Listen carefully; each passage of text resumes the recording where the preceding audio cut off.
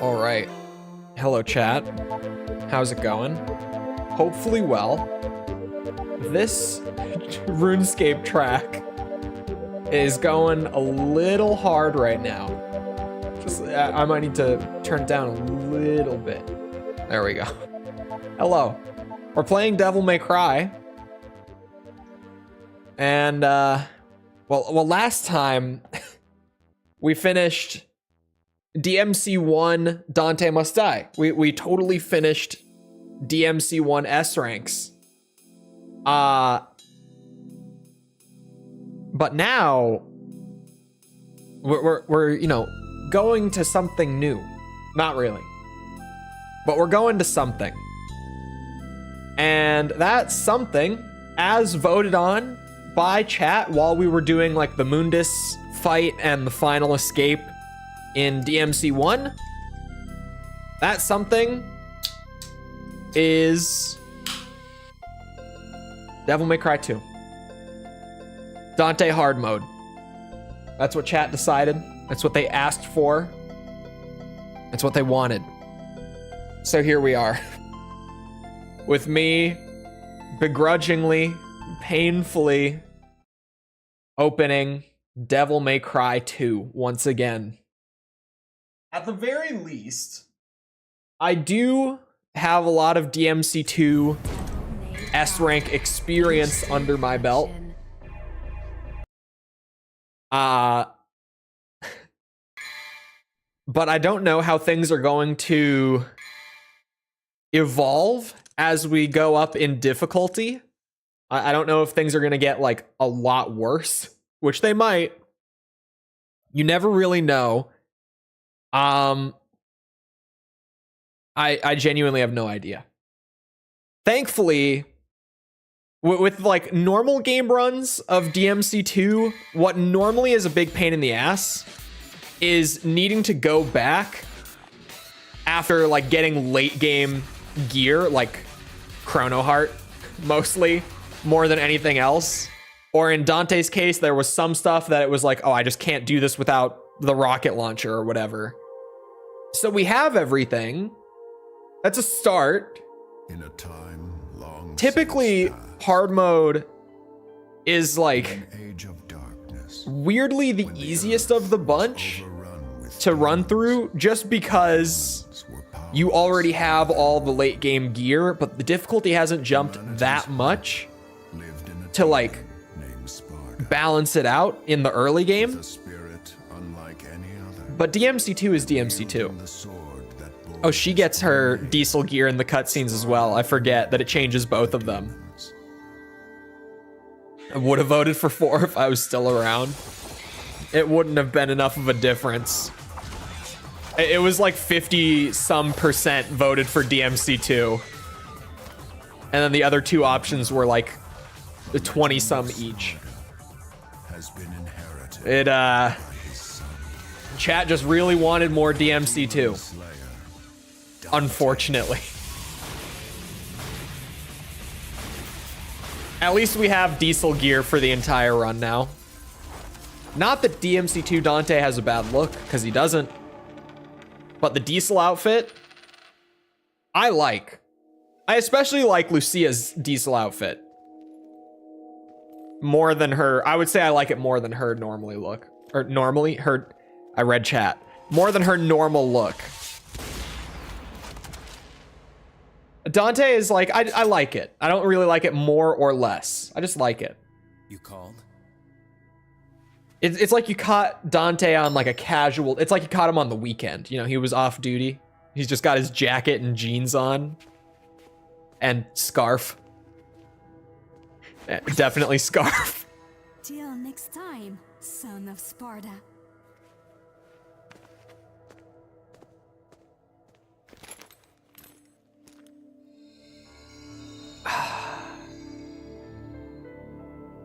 This shouldn't be that bad, right? Only 18 missions in DMC2. Well, in Dante's run. This shouldn't be that bad. Surely not. I don't have to do collectibles. That's another plus. So I don't have to be worried about that stuff. Although, there might be some cases where... I don't know, could I do the secret rooms, like the hidden rooms, if I wanted more orbs? Whatever I might be looking for. Orbs, or maybe just style farm. I don't know. Let's start with the long, skinny boy. Start here. Guns, we got the real-time swap.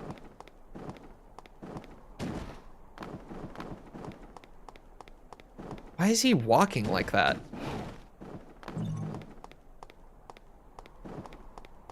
Why do I feel like I've fixed this before?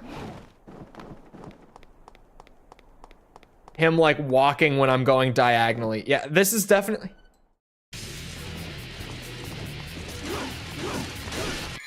I have a vague memory of fixing this before. Hold on. In like controller settings or something.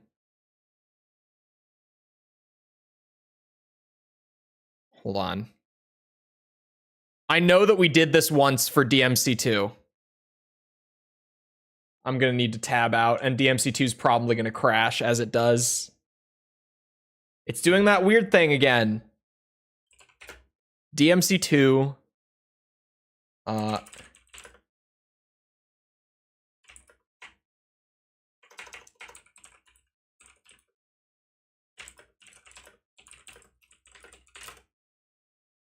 on.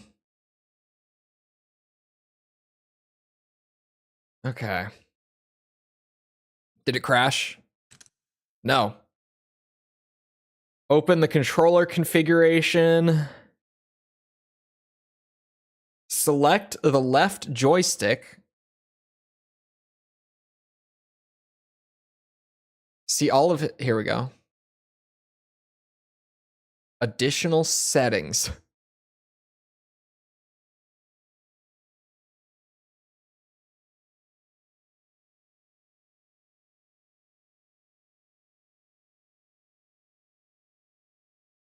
Yeah, I've done this before. I don't know how this has gone back to being broken, but it has. I haven't changed controllers or anything like that.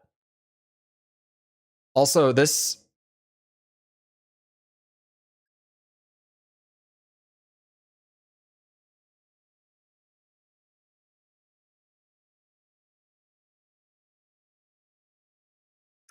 I can't find where the thing is that I'm actually looking for because they've changed the layout.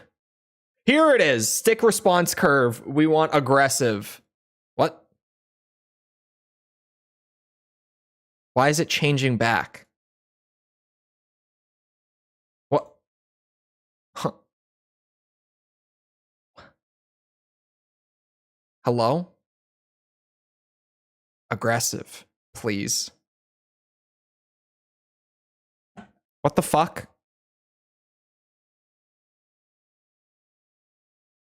Huh? Steam? Did you break my DMC2 with an update? Are you shitting me? Let me try restarting the game. At least I found the thing.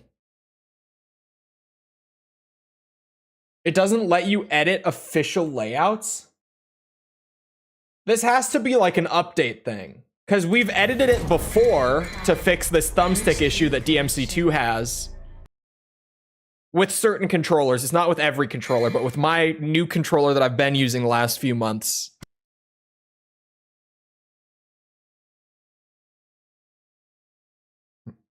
Oh. Did it just... Yep. It just crashed when I opened the overlay.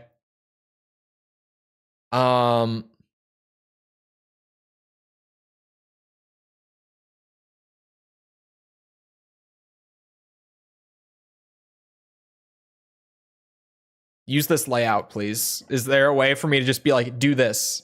I would like you to do... Yeah, here it is. This is my layout that I changed the thumbstick type. You can see it says aggressive.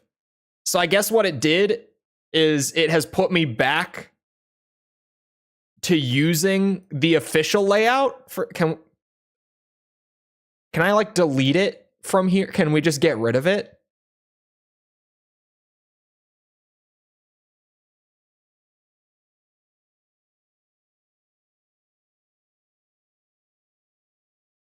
How do I change? Oh, here? Here's where I change it. No? No. Oh yeah. Now it's my config. Okay. Okay. There we go. Favorite Star Wars game? KOTOR. Zero contest. Nothing even close. May Cry HD collection. With Doom 2016 2 wouldn't let me turn off gyro aiming? What? What controller are you using that Doom was picking up your gyro?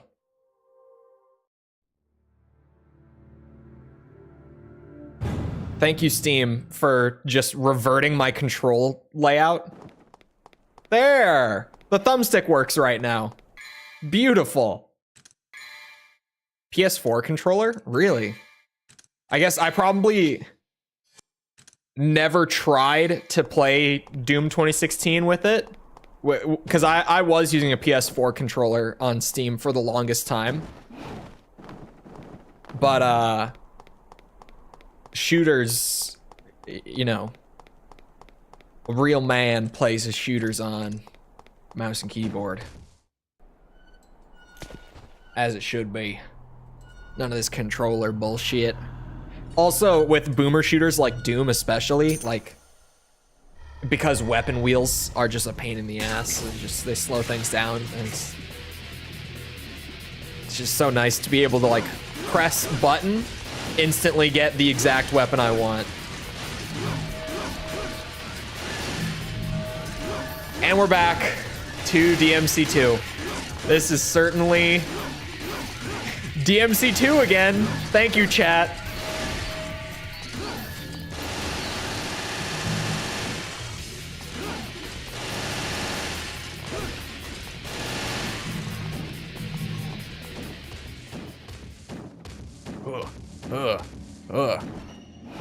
I am very hopeful that that just having like all of the late game upgrades and stuff that we do, not sword upgrades, of course, but the upgrades that I did grab will make early missions on hard much easier now when it comes to ranking, at least.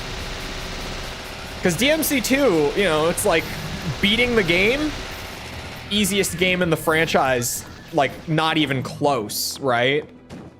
S ranking the game, not so much. Actually, so far, DMC1, like, by a mile, has the easiest S ranks of the bunch. And I would say DMC2 has the hardest S ranks of the original trilogy. But DMC3 double S is harder than DMC2S. Well, is it?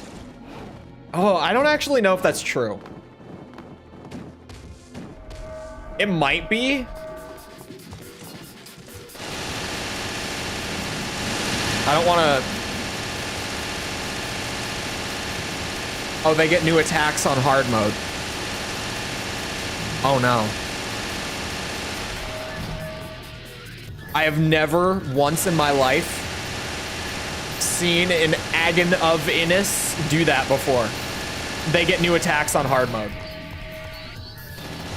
Easier for your sanity? Yeah, it's like, it feels easier, or sorry, it feels harder to double S DMC3 when you're doing it, but when I think about how much of a hard time I had doing both of the DMC2 runs that we've done so far, it might not be. And I think it's it's a mental thing. DMC2 has the mental stack. Do they not spin on normal? No, that's new. And I've never played DMC2 on anything above normal. So that, like, I've just never once seen that. But also, DMC3 actually has, like, consistent rules that it plays by. To put it simply. A DMC2 does not. DMC2, you know, you ever have someone in your life who really is the embodiment of, like, the rules are simply a suggestion? Or the laws, maybe they say that about the law. It's simply a suggestion. DMC2 is the embodiment of that. Oh, man.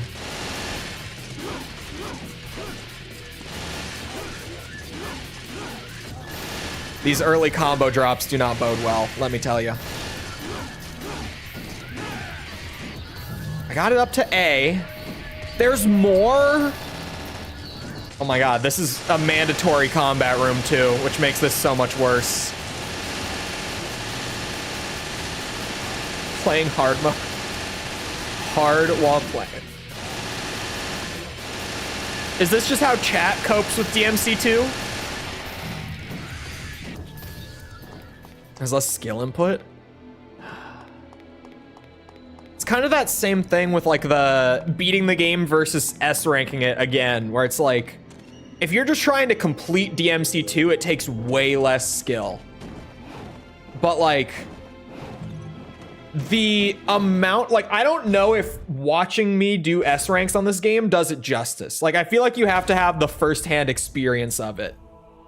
The amount of like manipulating the game and just the sheer finesse that it takes to keep things as consistent as possible in DMC2, because the game doesn't like to play by the rules. So what you have to do is you have to try to force the game to play by the rules by the way that you play. It takes a ridiculous amount of like figuring it out and finagling with it to get to a point where you know what to do. Thankfully, I'm at that point now. Oh, fuck me. We're at the point for a reset with all the combo drops and the hits. The increased health is... No, I'm gonna stick with Merciless for now. Actually, let me check what my amulet has currently. I'm missing a heart. Aerial heart, quick heart, what am I missing? Someone in chat will know, right? Maybe, I don't know. Yeah, I have the setup as it should be. Chrono heart, frost heart, quick heart. It's not my fault Dante's so hot. Look, you're not wrong, but like, you gotta cool it. Okay, chat. False missed me saying this to her recently. She didn't see it. I said it in her chat and she missed it. But those who know False's taste in men, which she's very not shy about, would she not love Raiden from Metal Gear Solid 2? Like, am I wrong?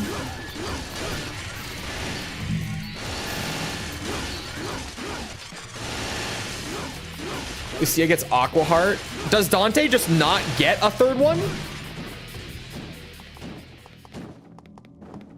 Woke make cry. I can't believe they went so woke.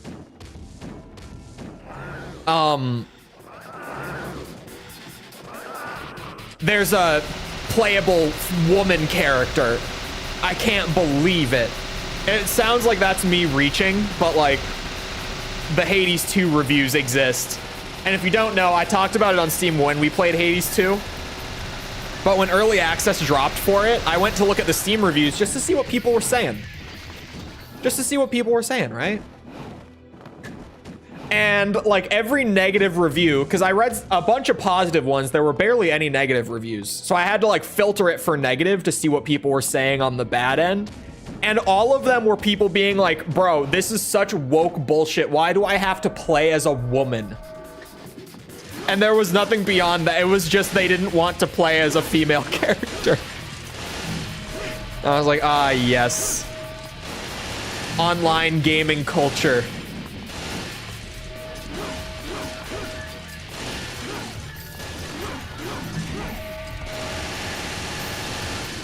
See, now this is a much better way to handle this encounter. Except I can't really see what's behind me. Oh my god, you really spin. Wow. Oh, fucker. We're probably fine. To be fair, I don't really have a benchmark of how much damage I can take on this difficulty. Oh, but we just got a D rank? It's 1 D rank. It's 1 D rank. It'll be fine. The damage might not be.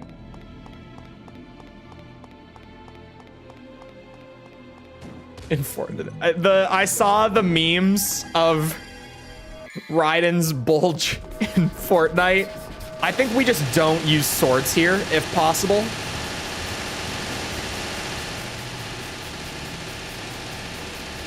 Oh, but these guys got health now, man. We're on a whole new difficulty.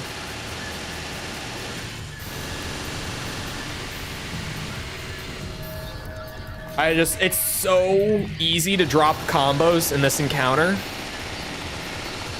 that I don't think it's even worth going for them. DMC2 ranks, welcome. If you've never seen them before, this is what it's like. Sometimes you just genuinely have to weigh whether it's worth using melee attacks or not. Has nothing to do with the actual enemy encounter. Has everything to do with the rank system. This is style. This is style. I got hit in the middle. If I get hit one more time, it's a reset. That's my third hit of the level, so we're pushing it. Play DMC2, it's the best. Hey, all I'm saying is real men play DMC2. All right? The real men don't skip DMC2. This is the peak of combat. I would agree. This is as good as it gets right here. Fuckers. They are way more aggressive on hard mode. They don't attack that often normally. Because those guys are normally like the biggest combo food in the game. They just sit there and don't do anything.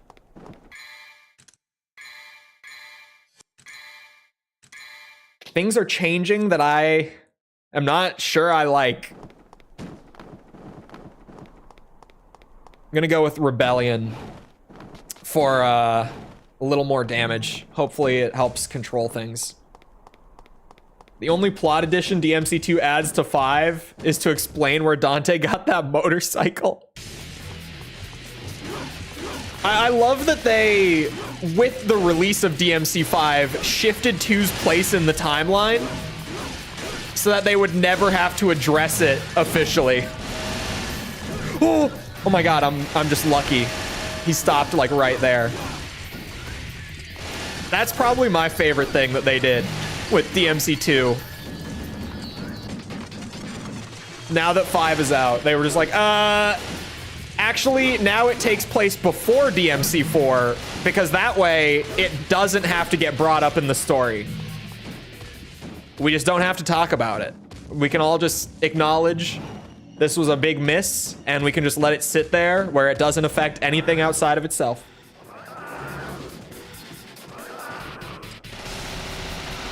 Guns will be used more. I think guns will be used less on hard and DMD. At least that's what I'm thinking. That's my guess. Mostly because of time. Because as much as you can just like sit in the back of the room and shoot everything to death in DMC2, it takes a long fucking time. Aside from you don't get style from it as well, it takes a long time. What if we just like run all the way through to spawn them? And then we go back. Get a little more easy flow happening here. Fuck. That's okay. Should I dodge into them maybe with the spin attack? The spin attack is throwing me for a loop. It's completely new. I dropped 2 C ranks, man.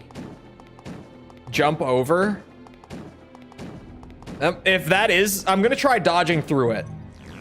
I would rather not have to jump. The thing with jumping in DMC2 is the combos fade out in like 1.3 seconds or something of inaction, and your airtime counts as inaction. What? Uh-oh.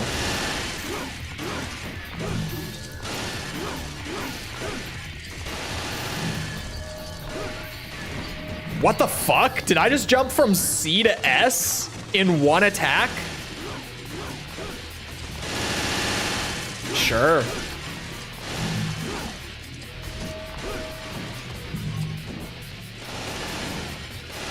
You see how I barely caught the combo there when I tried to jump up to shoot him? That's what I'm talking about. Jumping, like while trying to maintain a combo, is a very risky move. I will probably do an El Donte but not on the first run of DMC. I probably will install El Dante though, because it's really funny. I love that that's also just like the common way that people refer to Reboot Dante in general. Like outside of the specific mod that gives him the mustache and replaces his lines with the Spanish dub. People, when they talk about Reboot Dante, a lot of the time just say Dante, and everyone knows who they're talking about. Actually gives the game personality. Well, the game certainly has a personality. On its own. It's not a good one, but it's there. Wow. These guys are like, they're a little juiced compared to normal mode. All of a sudden they attack way more often. It's not like an insane amount, but it's enough to make them even less predictable. Because they were normally like easy combo food, but relatively unpredictable at times. Now I'm just scared. Because they're attacking way more.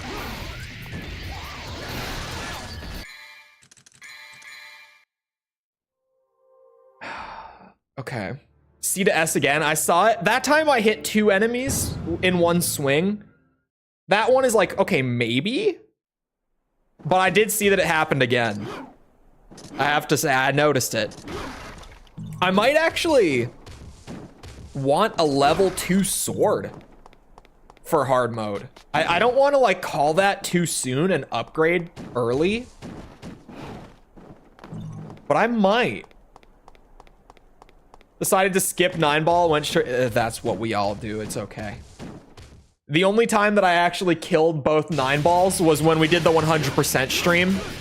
And it was simply because I had never done it before, and it felt like if I was 100%ing, I needed to. But like, dude, everyone, the first time you play Armored Core 1, everyone runs past 9-ball. Like everyone thinks that they're gonna do it. Everyone's like, yeah, I'm gonna try to fight 9-ball. Everyone gives up. It's okay. It's more than okay. No one does that shit. They let you skip it for a reason. B and A simply don't exist. They took them out. They only exist on normal mode.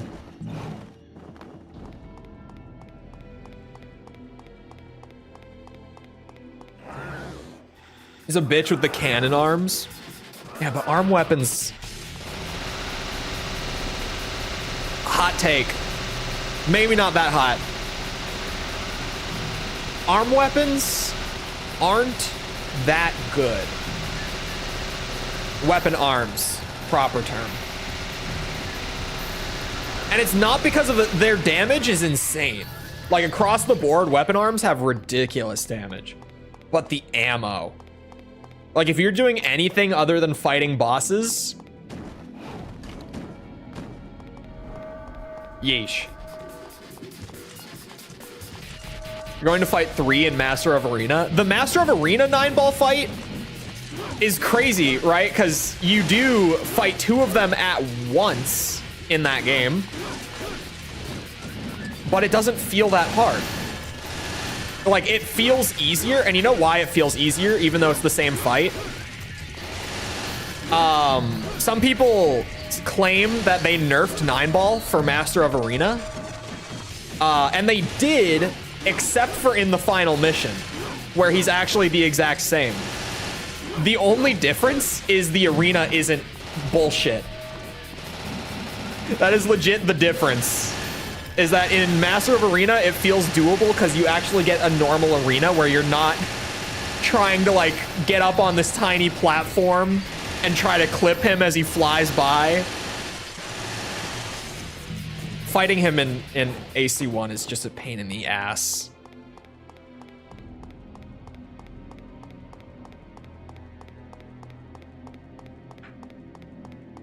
No balls? It's right there on his emblem. What do you mean no balls? It's right there.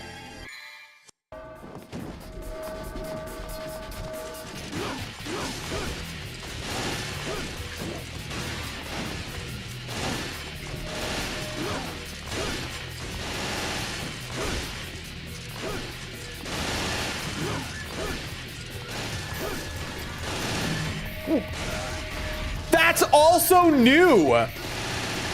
Bro, how many new moves do DMC2 enemy? I'm so upset. This is not going to be easy. Oh. Okay. The game gets a lot harder on hard mode. Turns out it actually does. Let's use Thick Boy Sword. For the damage. With this kind of final mission design. Yeah. Yeah. AC1 definitely has the worst final mission in the entire series. For sure. Not like the hardest. Verdict Day probably has the hardest. In my opinion, some people don't agree. I think Verdict Day is really hard.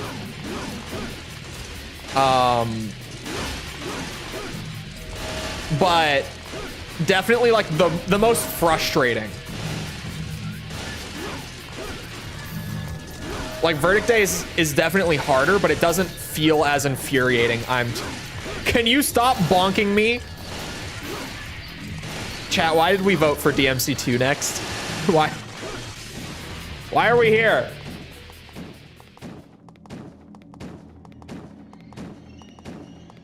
They keep like the kind of gauntlet style going forward for sure, but they're never as infuriating as Armored Core 1.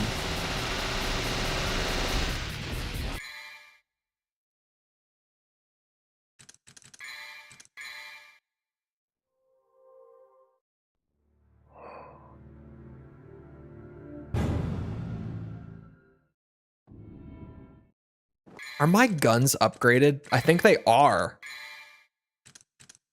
They are at max. Pistols have more stopping power. I don't think my pistols are upgraded. Oh no, they are. They're maxed, actually. Never mind. Let's try pistols then. Because they might be more useful on not normal difficulty. The DMC2 above normal is just a completely new thing for me. I've never seen any of this. It got so much worse, like so immediately.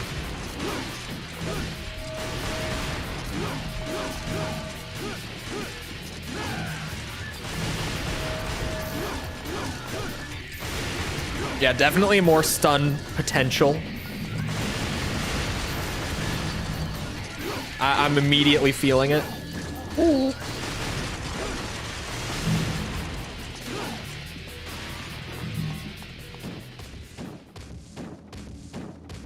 Barely changes anything.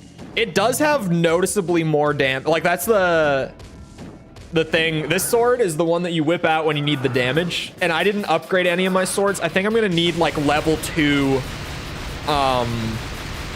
Merciless or Rebellion, the way that the fights were going just then when I was trying to use both of them. Normally they would be my go-to for the S ranks, but I'm just getting 0 damage all of a sudden, and it's probably because I have level 1 swords on hard mode. I definitely did it to myself, but when you're S ranking normal, you want level 1 swords.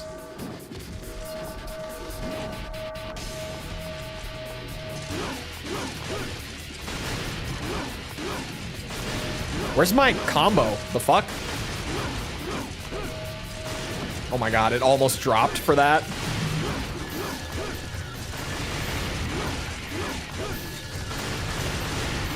Don't swing at me, I'm too close to a wall.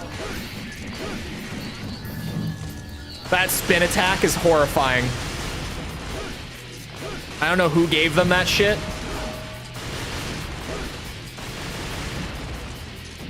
He just despawned. Ah!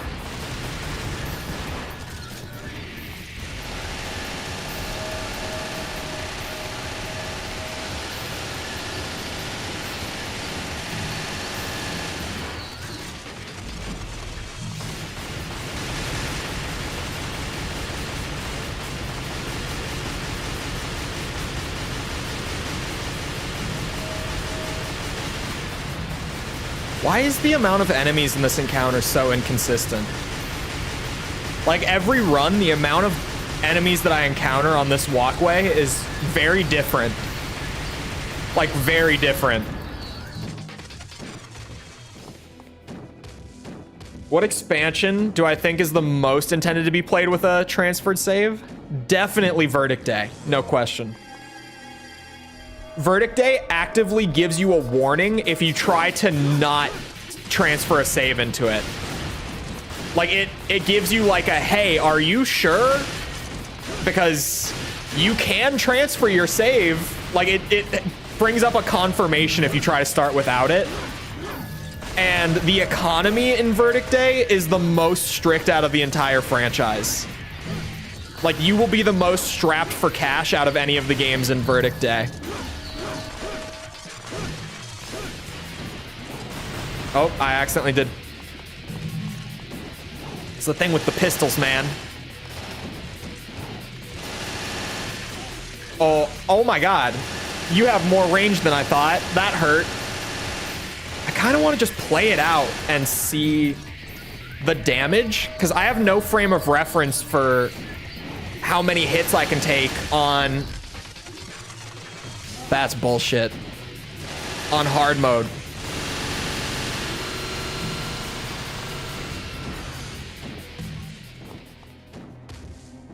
Will I transfer my save? Probably not. I think, in my opinion, the economy limiting your builds makes the game more interesting. Which is why I'm typically... Like, now that I have done a whole 3 generations of 100% and transferred my saves while doing so, I'm back into the camp of, yeah, I don't really like transferring my saves. It takes like a whole element out of the progression. Actually, it takes the whole progression out of the progression in a lot of cases.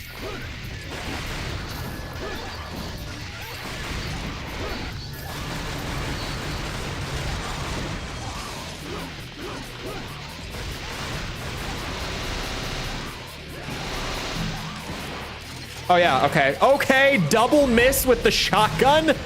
Point blank.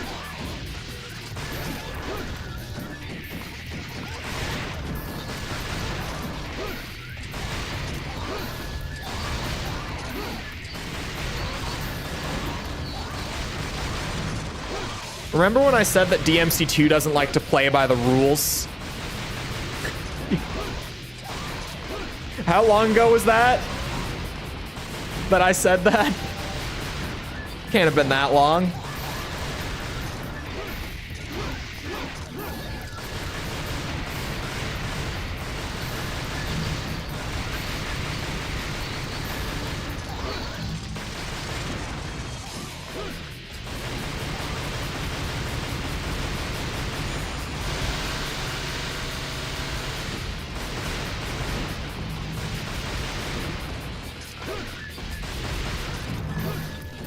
Is that it? Okay.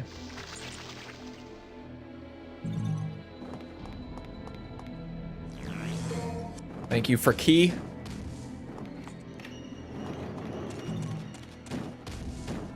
We'll see. At this point, I do just want to like get to the end.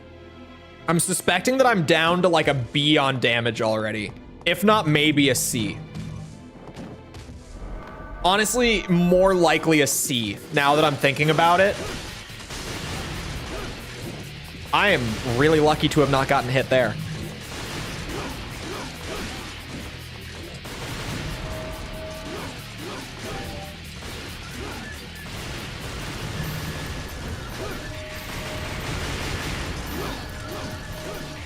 And also time. Time is a factor that I'm curious about right now, too.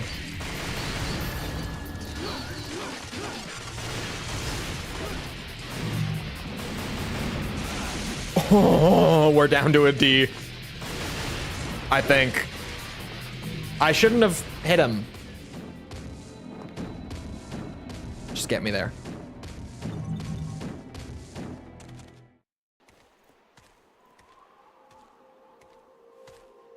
At least you can afford any of them. How much is a model kit? I have no frame of reference. I'm not like a physical merch guy. It's not really my thing. Like, they're cool, but I wouldn't want to like own them and like try to have a place for all of them sort of thing. It's not that I don't think they're cool, because they are cool. Okay, I actually, if I had taken, like, if I hadn't gotten hit by the roly-poly, that would have been an S. Right there.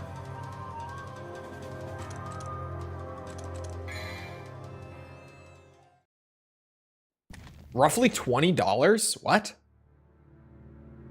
20? Anywhere from 20 to 200.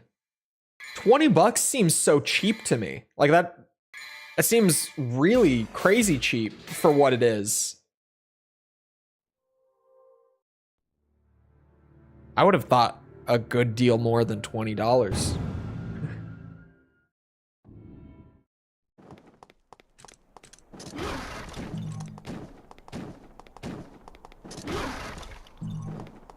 Shipping gets pricey. A lot of it's probably coming out of Japan in the case of like Armored Core, right? So that would make things a bit more expensive. A Raven and Steel Haze that are only like 30? Really? That is so much cheaper than I would have thought they would be.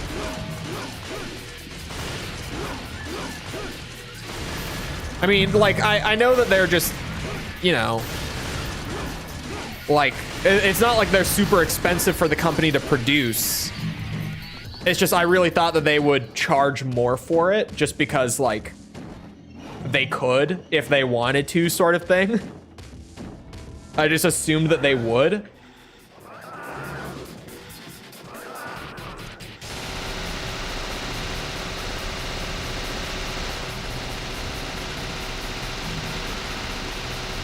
Yeah, this is what max gun upgrade looks like on hard mode already. I can't imagine how bad guns actually are on DMD, because I'm already feeling like a steep drop off in the time to kill on these guns. Just one difficulty up, it's noticeably much slower. For those enemies, like those guys have one of the smallest health bars out of any enemy in the game. Before, with like max upgrade machine guns, I pretty much just had to hold it on them for like half a second and they died. Now it's actually a bit of a process to hold the machine gun on them and wait. Spacing is important in DMC2. Just make sure I'm conscious of everything. Dante aiming through the floor, as per usual.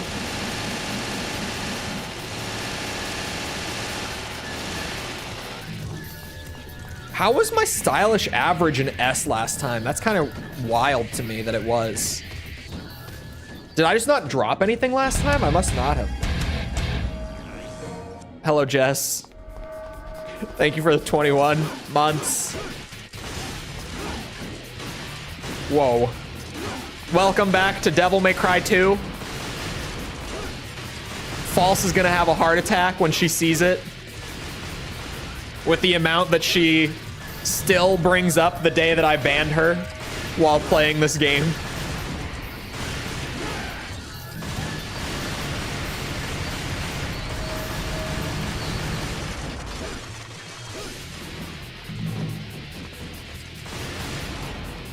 Ba, ba, ba.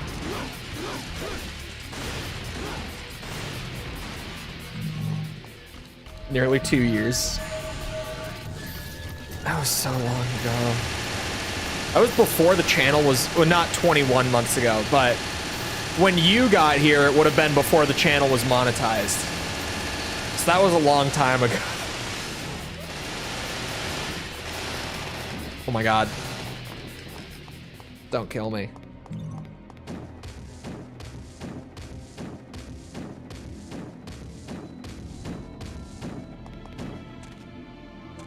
800 and something. That sounds about right for Hollow Knight. Because I think I was at like, I want to say like 700, maybe less than that. Maybe it was like high 600s when I finished the Lego Star Wars run.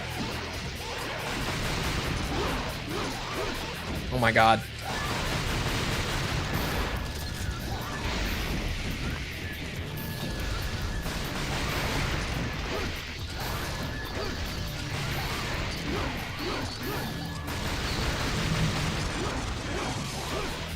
Ooh.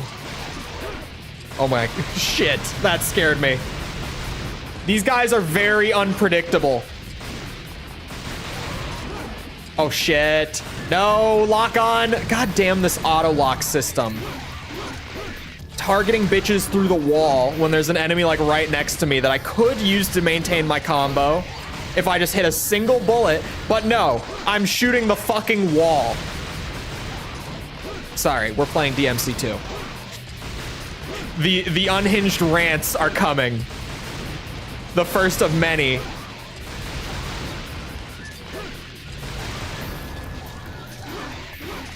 Ugh.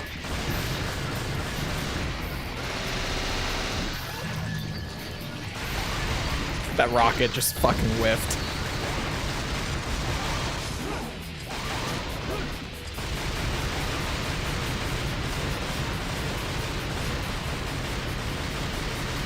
But you're supposed to climb the wall. We're not playing Armored Core.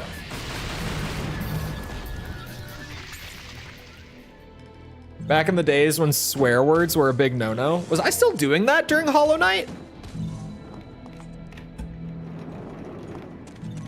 I feel like I was past that by Hollow Knight. Well, did I ever do that on YouTube?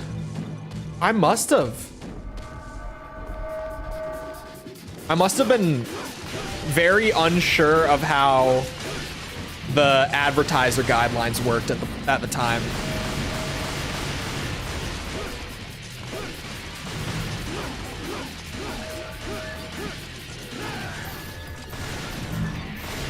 Because I was very light on the swearing.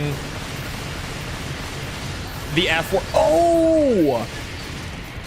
Oh, no. This was when YouTube started like really cracking down on the word fuck.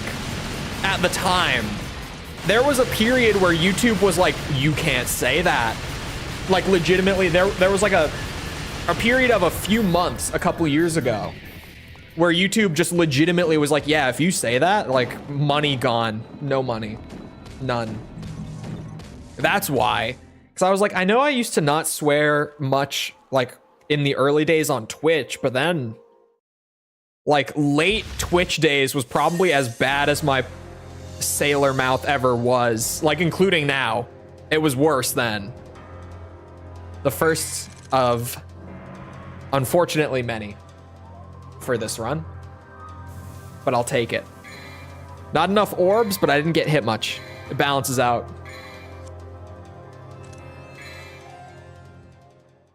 Quite successfully. Well, now it's back. And it's been working. YouTube hasn't cared. I feel like I'm on their good side now. I'm in their good graces currently because they haven't limited any streams or videos or really anything in a long time.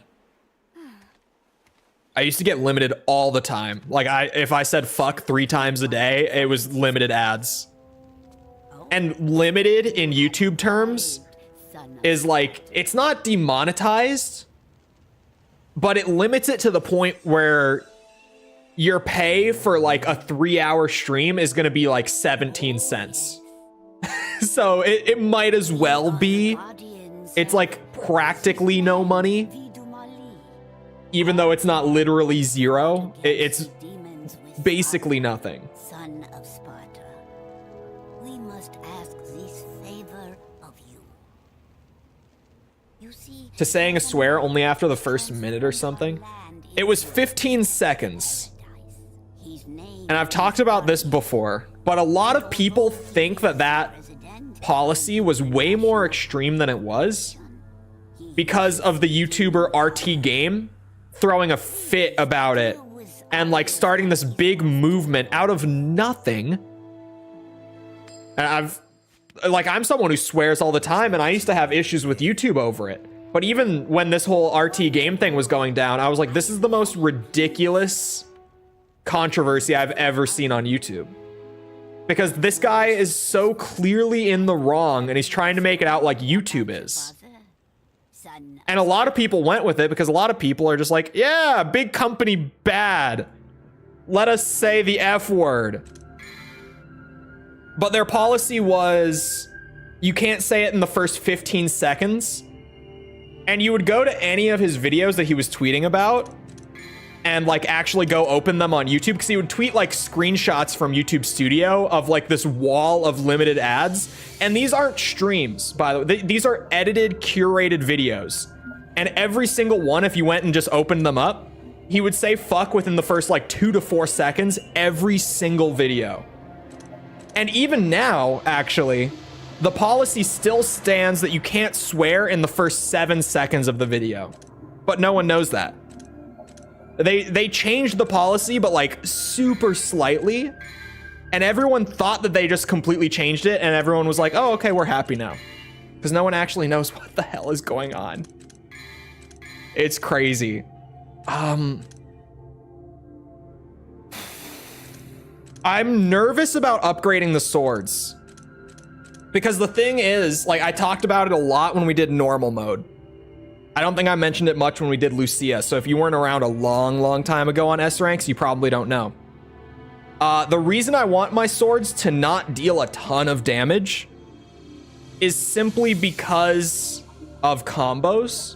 I want the enemies to stay alive long enough that I can get easy, consistent S rank combos instead of like killing them by the time I get a C rank, right? So there's a balance of I need my swords to be able to kill enemies fast enough for time to not be a big issue.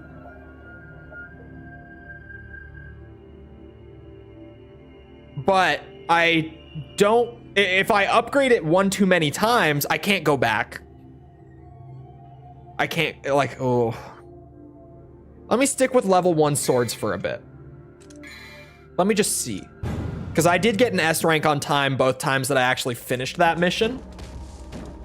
Is Vendetta longer than Rebellion? Yeah, so the breakdown of the 3 different swords, because DMC2, notoriously, the swords all have the same moveset.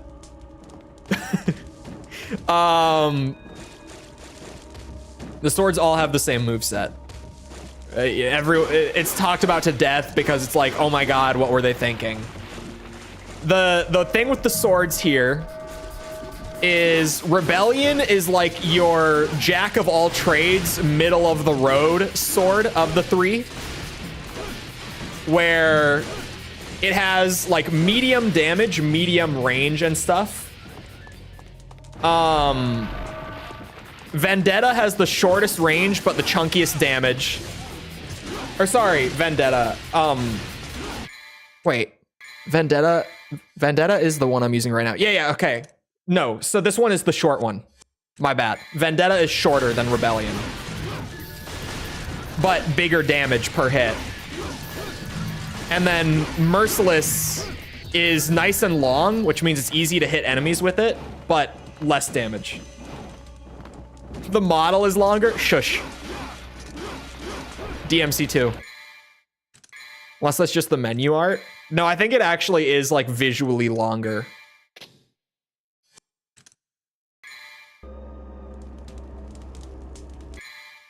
Hold on. Keep that in mind.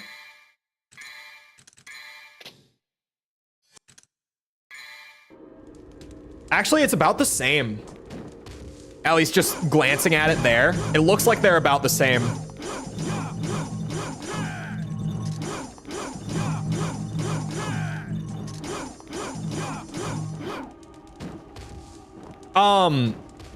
The retroactive enforcement thing with the RT game thing was also like, the retroactive enforcement thing is kind of,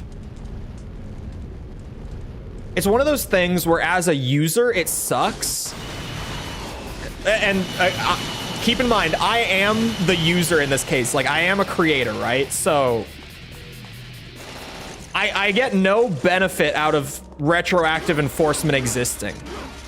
But for the YouTube ecosystem to function as a whole, there's going to be some things that just have to work a way that is not ideal for creators, because the entire ecosystem lives off of advertisers. Without advertisers on YouTube, YouTube dies.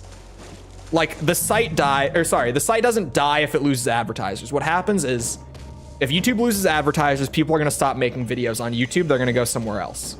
People stop making videos, YouTube dies, right? So if advertisers all of a sudden, like in current market trend, say, we don't want to put ads on a video that swears like right at the beginning, YouTube doesn't really have much of a say in that. Because if they try to go against that, they just lose the advertiser. They're just gonna go to someone else. You know, they'll go to Twitch, they'll go to fucking Vimeo. Twitter, more likely. Facebook, whoever. There's a bigger picture outside of like people like RT Game or myself in this case. And also with the RT Game thing, he brought up retroactive enforcement, but also his latest videos while he was like pioneering the whole thing, we're still doing it. I remember this pretty well, because I was like one of the only people who was like, is it just me? Or is this guy like crazy? Because he seems kind of crazy. I think DT is needed to hit all 4. It probably is. Is this? Oh, I think this is necessary. Like, it's one of those things with retroactive enforcement that it sucks, but without it, the security and longevity of the platform is completely gone. It is kind of the way, at least I look at it.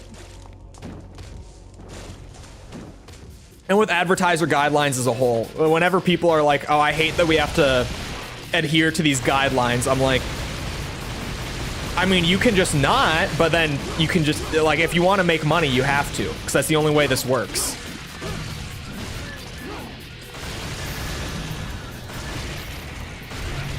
Ow, ow, ow.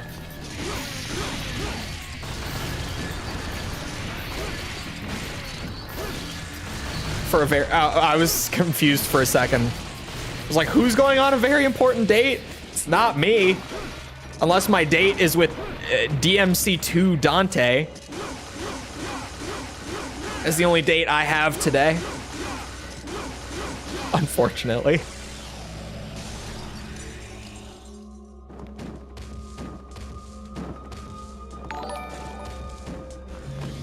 I like RT's videos. I hadn't heard of him before the whole debacle. And his videos seemed perfectly fine from what I saw. But he was talking about like how unfair it was and everything, and I went and looked, and I'm just like, I mean, come on.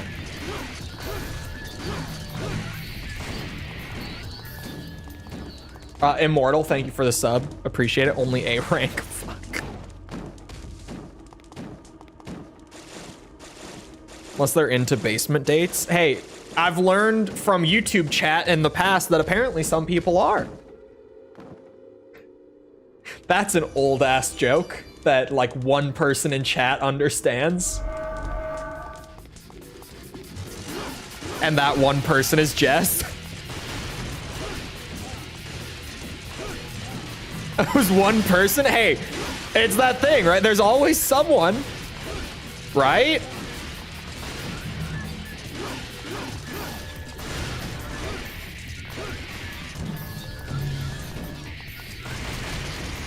Boosh. Be a bit miffed. I mean, I would, but it's... again, it's one of those things where it's like... If they don't adhere to the current guidelines, there's not really anything that can be done. Like, even when YouTube implemented the change, they changed it from 15 to 7 seconds.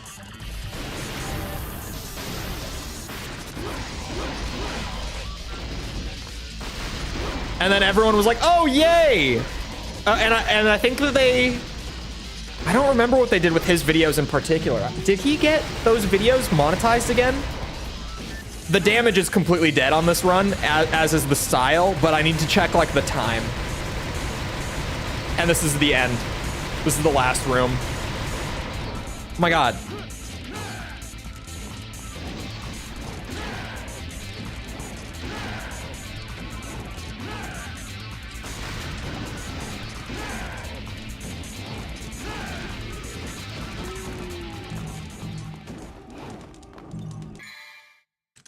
That was a disaster.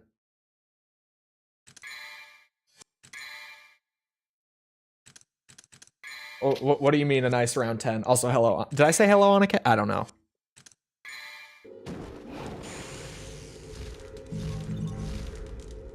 I did see that Vati uploaded it. I saw that message and just saw, did you see Vati? And I already know. Yes, I saw. Because I've been saying for a long time, I'm like, man, I wish that Vati was doing Armored Core lore, because Armored Core lore is good, and he's the Souls lore guy, and I know that he got into Armored Core because of 6. Now that he did this giant behemoth of a 5.5 hour lore video for AC6, I'm sitting here and I'm like, hey, Vati, Gen 4 and 5 lore when? Gen 1 and 2 lore when? I would probably want 4 and 5 lore the most. If I'm trying to think of, like, if he did another behemoth of a video for, like, one specific timeline, which would I want it to be? And probably my ranking would be, like, I would most want Gen 4 and 5. Oh, I can save. There's not really a reason to. But I guess I can, can't I?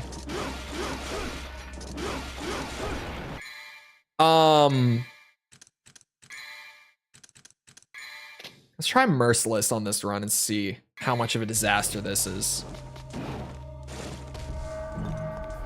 No one cared. I read it, but I was distracted by something. Probably DMC2 rants.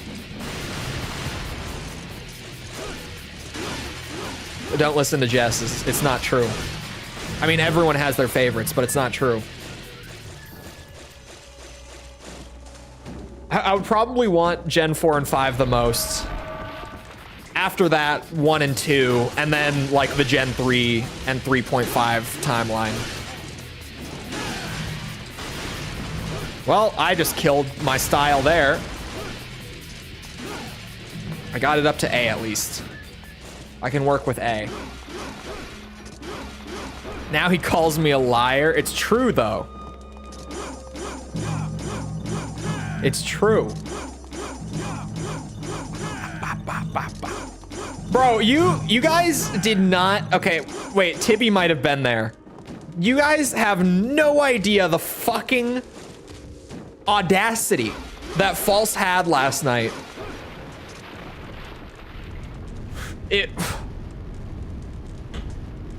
This bitch. I did listen to Disc 3, by the way. It's very good. But False out of nowhere. Oh boy, here we go. He might even already know what it is. What did False do? Get this. So False is playing a Chilla's art game, right? He's an indie dev from Japan. And all of his games are typically set in Japan. This one's set on a train, so there's a bunch of like posters and stuff around that are in Japanese. Said you have a big head. No, she always says that. It's whatever. The big head thing is a running bit. I can circle back to the big head thing. So there's Japanese like all over the place, and False was like, can anyone read this in chat? Or just like kind of casually, normally. And then she felt the need to call me out, and she was like, oh well, I know that if Chole was here, he would be able to read this because he's so good at Japanese now. And I'm like, okay. Of course I'm lurking in the background, so I'm like, all right. Where is it? Where is it? Actually, more accurately, I was lurking. I was playing Tekken at this specific time. And I glance over when she says it, and I see, like, at a glance that it's mostly hiragana, which I actually can read, like, the whole table of hiragana. Like, I can read all of those characters. Particles, whatever you want to call them. He was Kazuya-ing, and I was on a win streak. So I glance mid-round, I see that it's hiragana, and then as soon as I can, I'm like, I can read that. Give me a second. And then I finish up my game, and she walks back over to it. And she's like, read this. Tell me what this says. And I start reading, and like 5 or 6 particles in, there's a katakana. Hiragana is like the most basic writing system. Katakana is like the next level up. There's 3 writing systems in Japanese. Katakana is like the mid-level one. Like you don't start out by learning it. It's the second one you learn. And you don't normally learn it until you can speak a decent bit, right? And I catch, there's a couple characters from kana in there. I can read some kana, but not all. I haven't studied it anywhere near as extensively yet. And so I'm like, oh, I can read most of that, but there's this one character in there that I can't read. And she immediately is like, oh, wow. Wow, you can't read it, huh? Man, you've been studying this language for how long and you still can't even read? Wow. This bitch. You know what I immediately did? I closed Tekken. I'm taking damage, a lot of damage again. This sword might not be the way. I immediately closed my Tekken. You know what I did? I went and started studying katakana. Immediately. I pulled up the table. I started making new flashcards. I started learning new particles.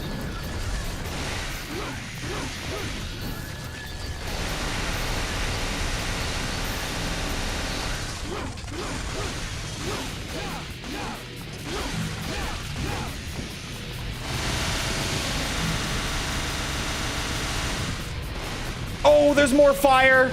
Oh, there's more fire. How many pyromancers are there?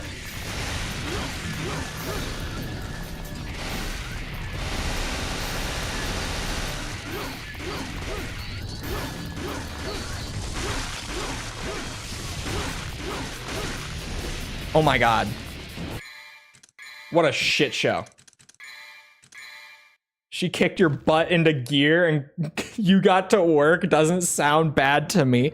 No, you miss that she was like, oh, you've been studying this for like half a year and you can't even read yet? That was the part. Because I can read.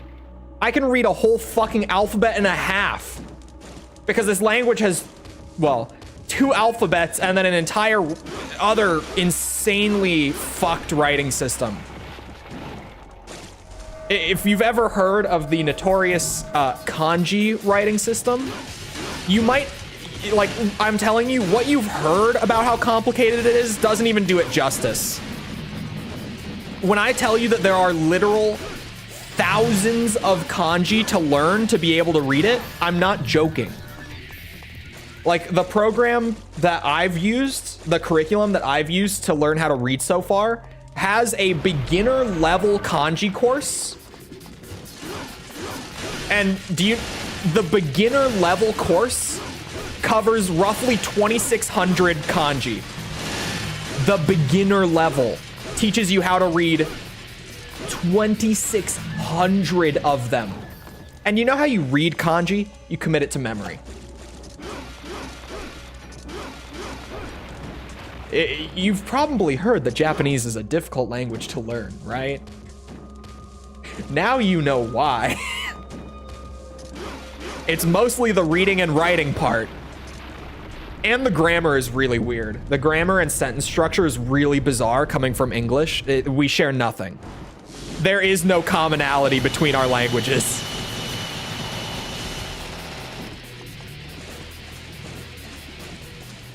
How do I remember? It's just one of those things where, like, you know how some people, this is a weird, that's not a good example. Never mind. Pause. scratch that. Just growing up in a place for like, you know, 20 years where that is just the writing system and just seeing it every day, you just learn how to read like I learned how to read English when I was a kid, you know? It's just there every day. You get used to it, you learn it. Just one of those things. But trying to learn it as an adult with no common ground between languages, and then you try to like go in and you're like, okay, I'm 22, I'm gonna learn this. Fuck. Opposite ends of the world. Yeah, there's genuinely no like common ground between the languages. It is like to even, well, I know that some people learn this way, and I definitely, I didn't learn this way when I started teaching, self-teaching, right? I decided to just bite the bullet and start by learning the reading and writing system as like a foundational thing. A lot of people skip that and start learning how to speak and like learning words and stuff before that. Using what's called Romaji, which is writing out Japanese words in the Latin alphabet, in the alphabet that we use for English. And just the fact that that even is a thing that exists, like that we have an entire way of writing and reading Japanese to act as like a stepping stone for people coming from Latin languages, tells you a lot about the reading and writing system and how different it is. There's an entire fourth system technically, but not really. Like it's they don't actually commonly use it, but it exists literally for us to learn it. The fact that that is a thing says a lot.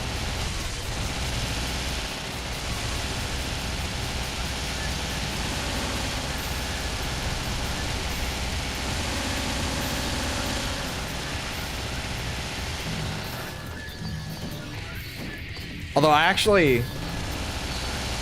do know, like for everything that I do know the Romaji. And there's a good reason for it. It's not because I wanted to learn it. It's because of international keyboards. Because when I go to type, I mean, I could, if I wasn't playing DMC2. If I wasn't mid-level run on DMC2, I could just show it. I could turn on my international keyboard and show it. The way that I type in Japanese is I type out the Romaji on my keyboard, and then Windows has like a system for the international keyboard that converts the Romaji into hiragana or kanji or whatever you tell it to. Like whatever you have it set to convert to. So just because of the way that I have to like type it when I'm sitting here studying at my computer, I've also learned how to like spell everything and such in our alphabet as well. Is it like a combination of letters or just a lot of letters in general? Which system? Sorry, this was like 4 minutes ago and I've been yapping. So what? Kanji, like the really complicated one?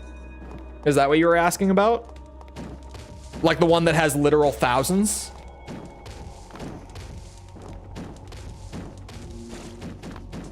Oh, katakana. Katakana is, well, it's like an alphabet.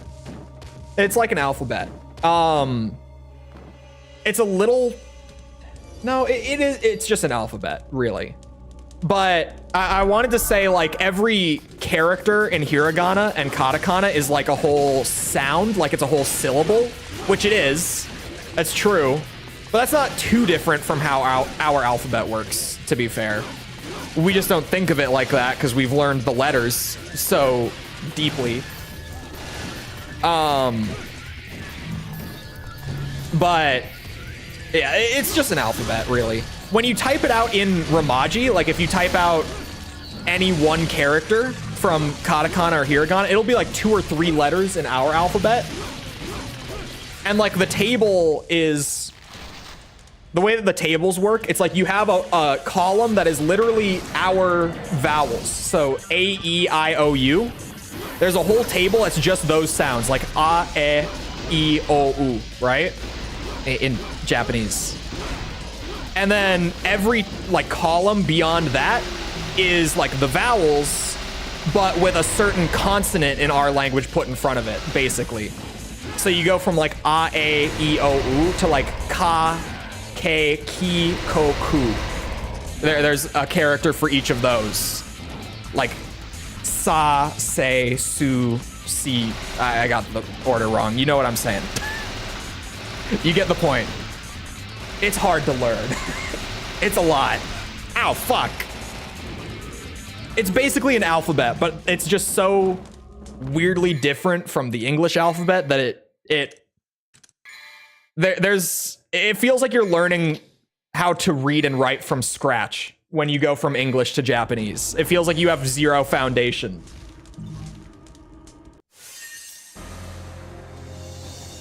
Mondu. For a second, I was like, who the fuck is Mondu? Mundus. Mundus. Mundus. Probably. Each have less than 100 characters, so it's not that bad. I don't know how many they have. Here. I can do a couple things. I can pull up the table for you. For, like, English learners, I have it. Here it is. Oh, this one has a bunch of... let me try to find a cleaner one. The one that I have is also for, like, handwriting, which is something that I've been working on a bit recently. Just scribbling on paper. That's a joke, by the way. That's how it feels to me. It feels like I'm scribbling on paper. Trying to keep it all straight. But here. I can't find a better one on the fly, so I'll just show the one that I've been using. So this is the table, right? My camera's kind of in the way. But this is the table. And it goes right to left, because that's how you read and write in Japanese as well, instead of left to right. So, like, these are just the vowels, right? You see, like, in our characters, it's got the Romaji under it for each of them. And it's literally just like the vowels, and then like there's the K table, and then there's the S table, the T / chi. There's always like a weird exception in most of them. How like instead of C, there is no C. There's she. They don't say C. They say she. There's no T. There's chi. There's weird exceptions in there on the table, but or fu. Fu's a really weird one. This is the table. How many are there here? 5, 10, 15, 20, 25, 30, 35, 38, 43, 47, 48 characters. So it's about twice or a little less than twice as long as our alphabet. Just under twice as long. And that's the first of 2 different alphabets that also, when you see Japanese written out, that's not using kanji. What you'll notice if you go to study it yourself and you actually learn all the hiragana, you'll find like what happened when False went to that one poster in her stream last night and was like, Cole, can you read this? Ha ha. You'll find that when it's written without kanji, the game crashed. Hiragana and katakana are used like together, and I don't understand why. I could not tell you why that is, but like legitimately when some things are spelled out or when a sentence is spelled out, you'll not just for foreigners. The one that I have is for foreigners because it has the Romaji on them. Like just in like Japanese schools, they use the same chart to like learn how to actually write them like that. But mine has the Romaji on it because it's made for people using Latin language or a Latin based language. I'm a language nerd. I find this stuff interesting. I really like studying language. It's probably, I don't know, is that my nerdiest hobby?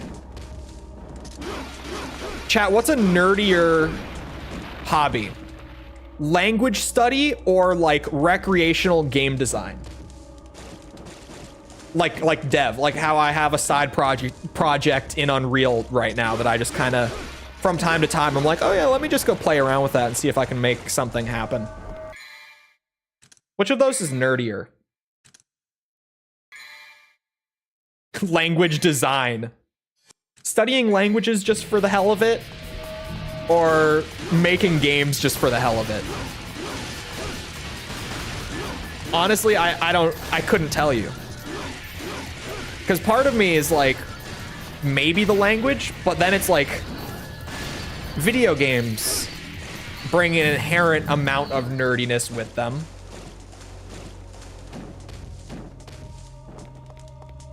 A nerdier hobby is the minutia of the history of the train. Hey man, I hear trains are real interesting. I've never studied trains at all, but I hear they are fascinating. Oh, you fucker.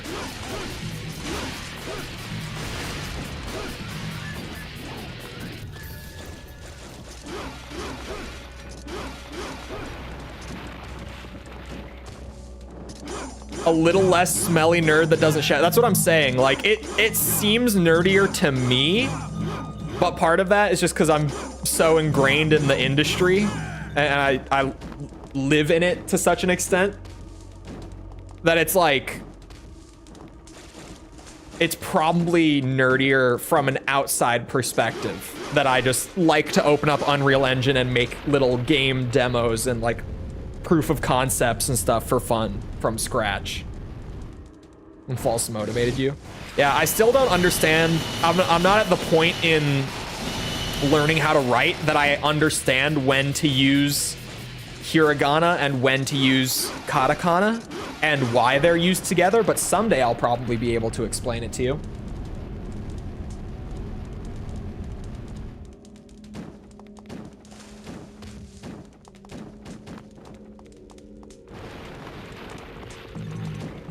I still, and False knows this too, which is why she called me out on it last night as well. She got a better result than she was hoping, probably.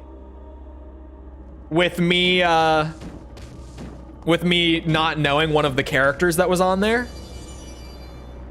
But I guarantee you the reason that she even tried to call me out on it was because I was gonna say, oh yeah, I could read that. Like, I could tell you what that says. I could type it all out. I have no idea what it means in English. That's probably the result she was going for, because she knows that that's where I'm at, like, reading wise. Is that it's like, at this point, I'm really good at the reading and writing thing. I don't know words. I don't know vocab. I know a little bit of sentence structure. I know like very basic vocab. But that's about it.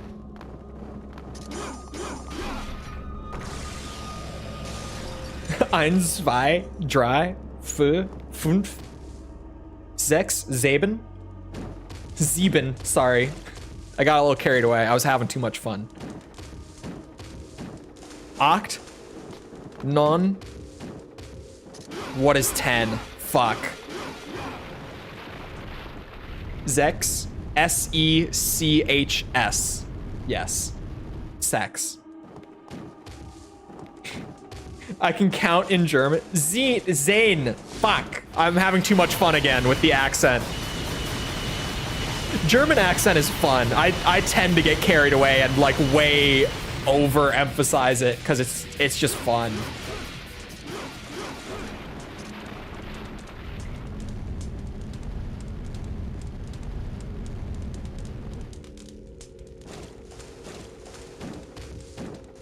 Aus.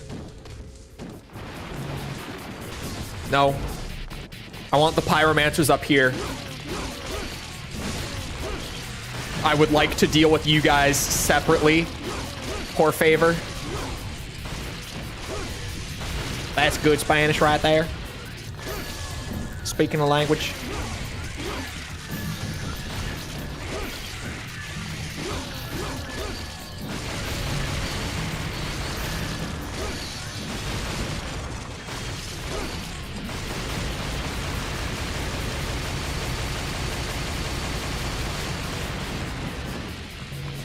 Oh, they despawned and respawned? What the fuck?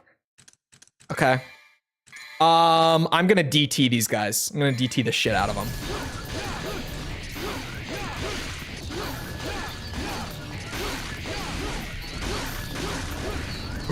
Oh, that's new! Another new attack. Why do so many enemies have new attacks on hard mode in this game? And why did no one warn me? Why have I never heard before that enemies get new attacks on hard mode in DMC2?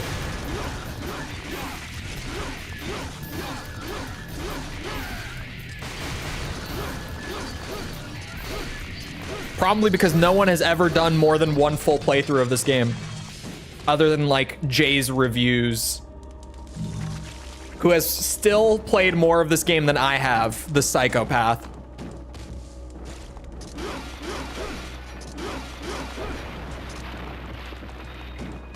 By listening to Zana from Rammstein. It's a good song.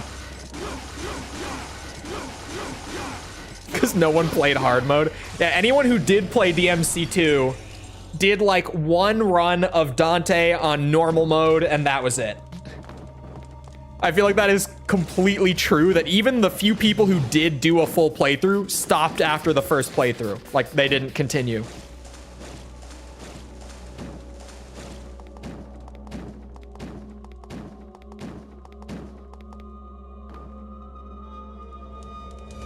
Of Warwick Davis learning how to smoke a bong. It's one of the funniest things I've ever seen. I'm kind of surprised that he didn't know.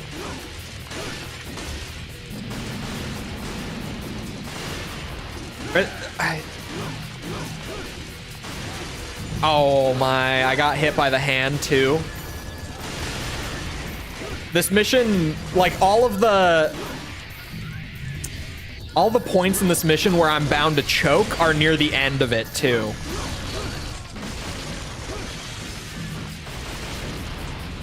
Oh my god. Oh, I want to quit out for the orb fountain.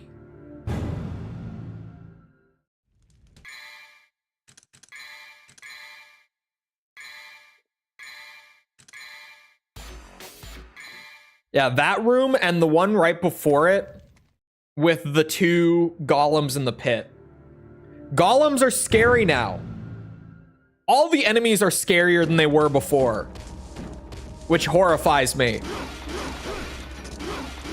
Because, you know, there were a bunch of enemies in this game that was like, oh yeah, this guy has a ton of health, but he's just combo food. He can't really do anything.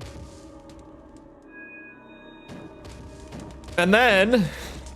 And now all of a sudden on hard mode, it's like, oh yeah, new grab attack, new like big spinny attack, new turn into a morph ball and throw themselves at you attack. Like, what is happening? Why did all the enemies get a buff? Oh my god. Speaking of spin attack, new spin attack. Or in the case of like the little guys, the little four-legged guys, they're just like twice as aggressive as they used to be. Like, they just attack genuinely like twice as often as they would on normal. I've done all S ranks on normal mode on both discs. So now I'm needing to unlearn so many of the enemy behaviors that I thought I had picked up on. I mean, that I had picked up on, but now they're different. The enemy behavior has all changed. It's my favorite Star Wars game, KOTOR. No contest. That is actually the second time someone has asked me that today. Is this a coincidence? Fuck off. Does this have anything to do with the Star Wars Outlaws that is apparently coming out in August? Still? Like, it seems so weird. I feel like I've seen nothing about that game. And yet it's like, oh yeah, the game is coming out in August, and by the way, you can pre-order the $140 edition right now if you want. It's right there on the store. If you don't know what I'm talking about, I'm not exaggerating. Thank you, Yubi. No thanks. Yeah, It's genuinely like, yeah, we're doing this big new open world Star Wars third-person shooter. Gonna be great. And then it's just like $140 pre-order is available. But no, we don't have like a trailer, like a gameplay trailer or anything. It's just you got it's Star Wars. You guys, come on, it's Star Wars. Don't you love Star Wars? Don't you guys have phones?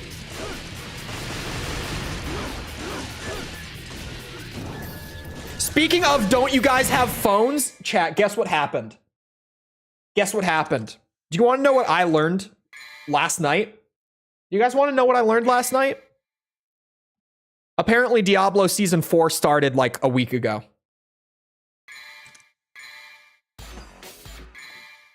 So you guys remember how like a few months ago I was like, oh yeah, I'm gonna try to get back into Diablo 4 like right when Season 3 comes out. I gotta figure out when that is, and I gotta play it like right when the new season drops. That would be a good time to get back into it. And then I missed that by like a couple weeks.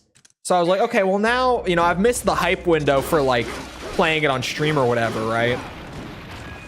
So I'll wait for Season 4. And then Season 4, they were like, oh yeah, we're doing this big like overhaul where the entire loot system is getting changed for Season 4.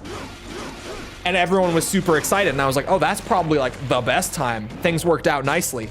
I learned last night that Season 4 started a fucking week ago.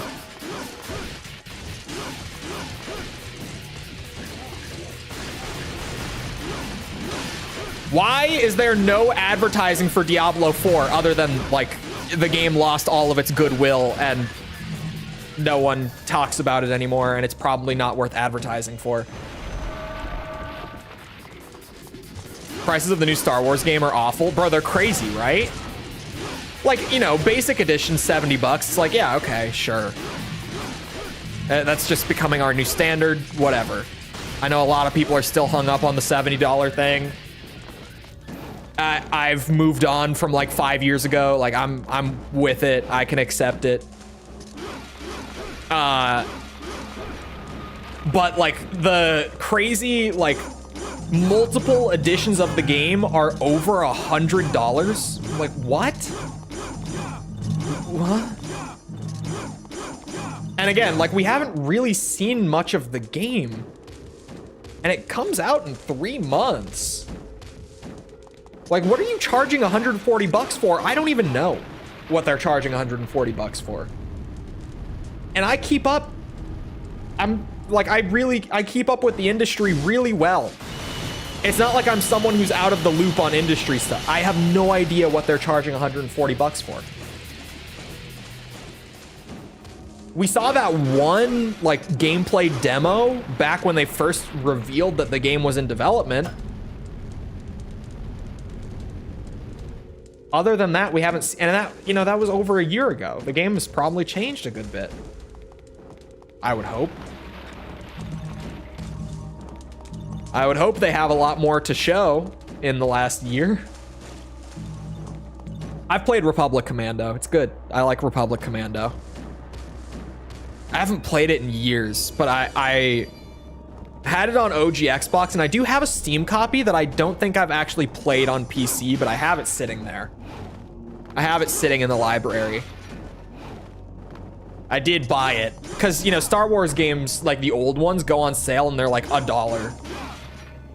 So it's just like, oh yeah, I played that game when I was a kid. I'll probably play it again someday. It'll be nice to just have it sitting in there. It's only $1. I'll buy it. I've said it before. When a game is only $1, they're practically just handing you the game.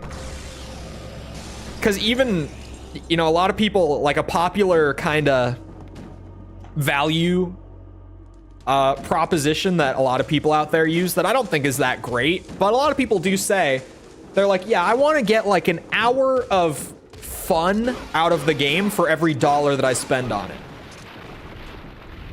Man, even if you're a subscriber to that belief, you only have to have fun for an hour, which, you know, even with pretty shitty games, it's not hard to have fun for an hour. It's really not.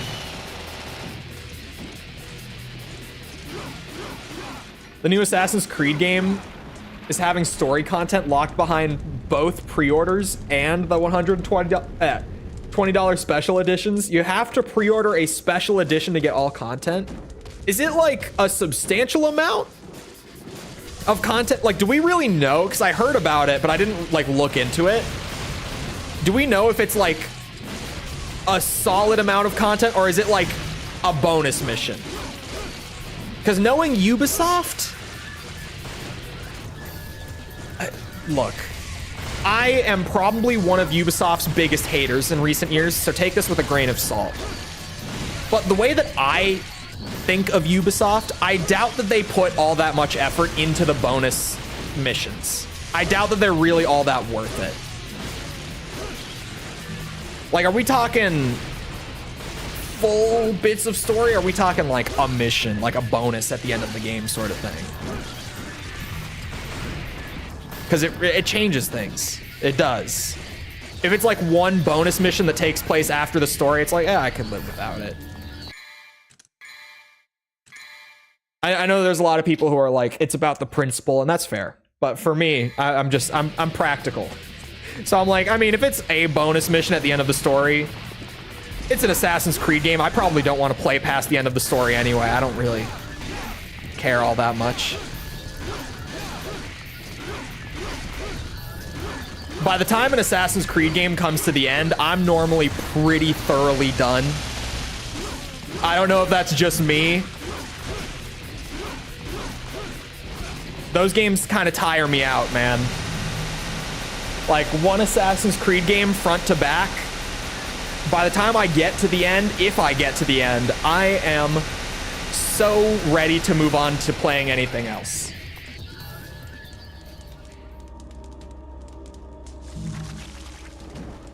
If you don't buy the expensive ass versions, it's fair.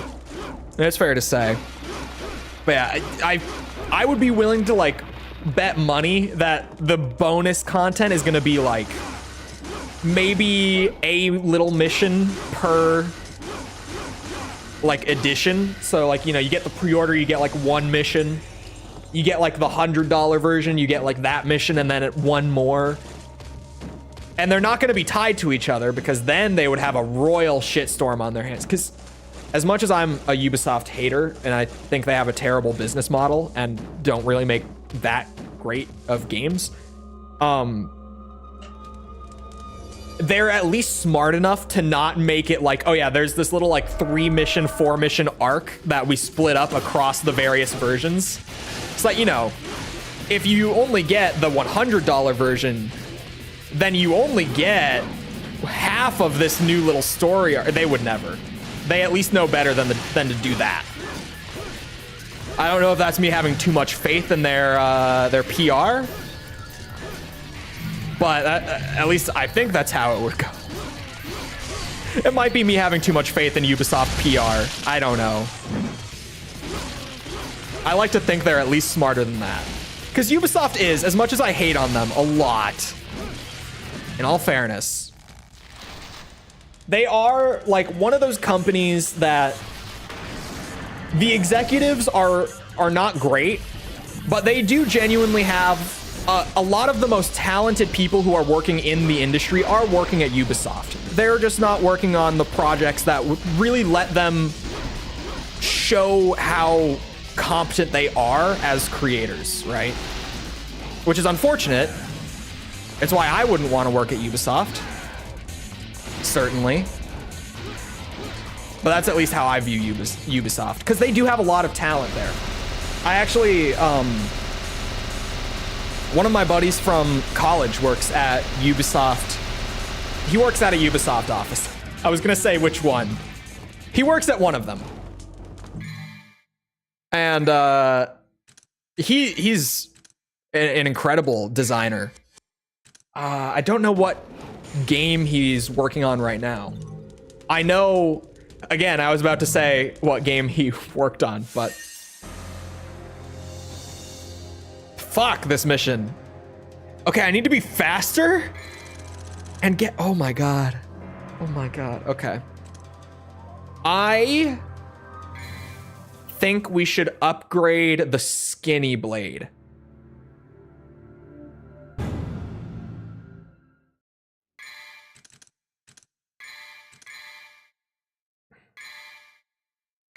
Yeah.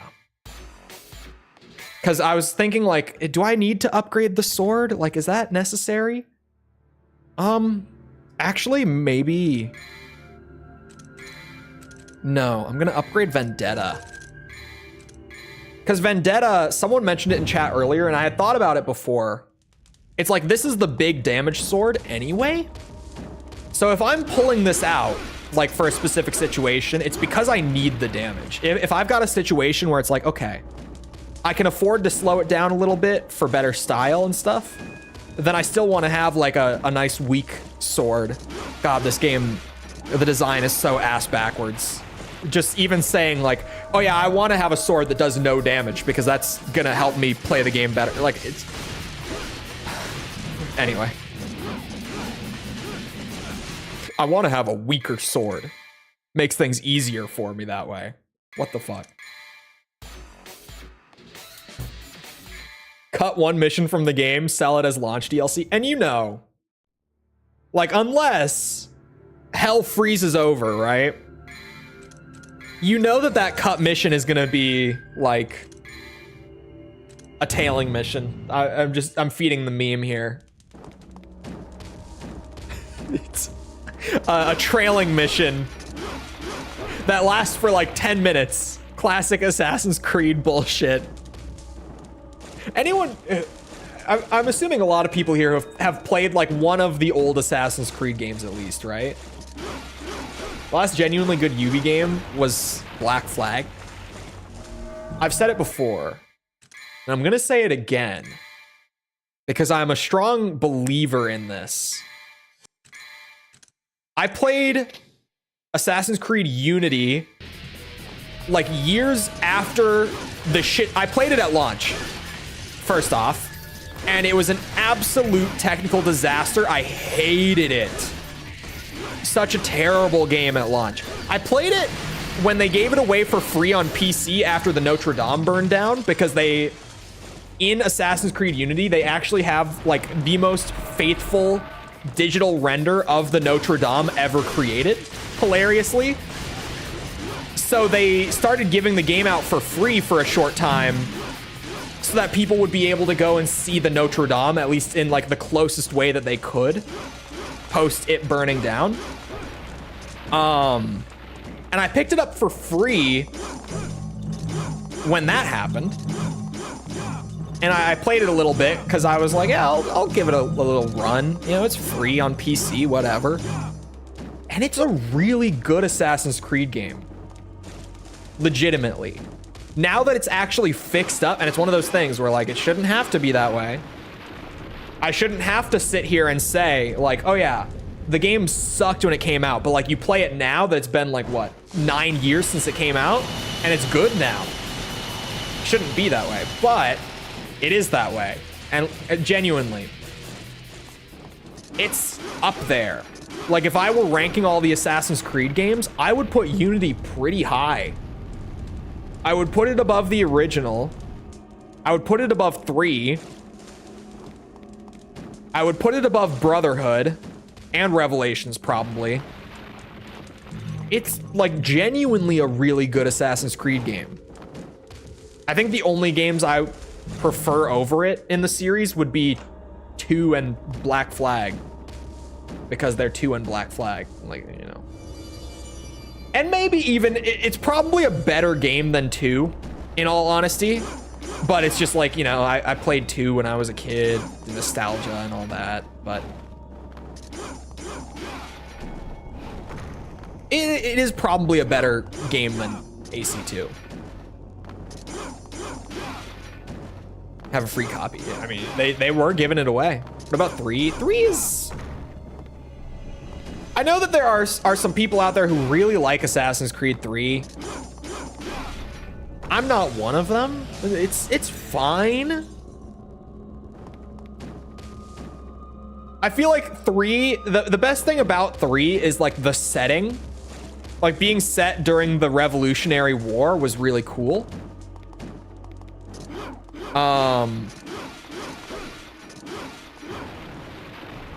Combat carries 3, the story. Like the story is bad, in my opinion. but the setting and some of the ideas that they had were really good for the story. Like, I think the ideas that they had for Connor's character are awesome in, like, not in the way that they came out, but like just the idea behind it sort of thing, right? Like, I don't love the execution of it, but I think they had a really good idea going in. And I love the setting. The combat's solid. But other than that, 3 just... It's one of those games that, like, you play it and it just feels like something isn't quite there. Like, it just feels like there's something that's not... It needs that one little thing to pull it all together, and it just doesn't have it. You know, it's one of those for me. Where, like, out of just the numbered, like, 1, 2, 3, 4, I would say 3 is my least favorite. But I think I like AC1 way more than most people, in all fairness, because I really like the original Assassin's Creed. What about Syndicate? I've never played any game after Unity. Because of the disaster that was Unity's launch, I stopped buying Assassin's Creed. I haven't bought a single one since. It was the biggest turnoff from the series imaginable. Those controls. Did you get the fix for them on PC, Jess? Or did you just deal with it? Because I know that there's like a controller fix for the Steam version.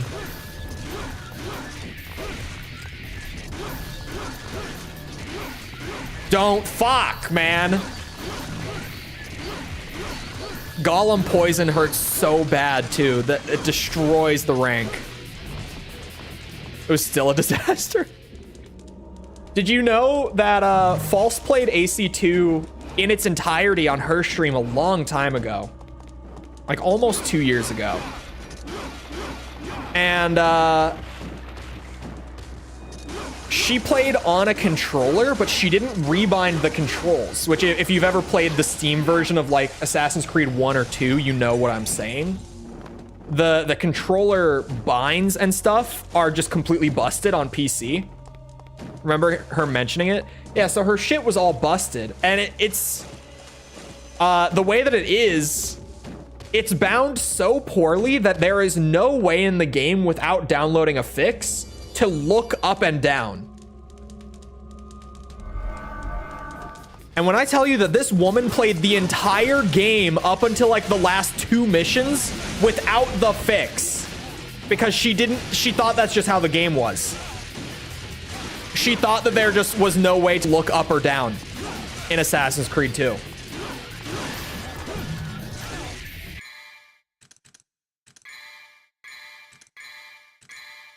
She played the entire game like that. And like by default, out of the box, you know how in the corner, like the top right corner of Assassin's Creed, it has like the face buttons up there, right? Where it's like, you can see that if you press X, it's the attack button. If you press Y, it's the counter button, stuff like that. It's up in the corner there all the time.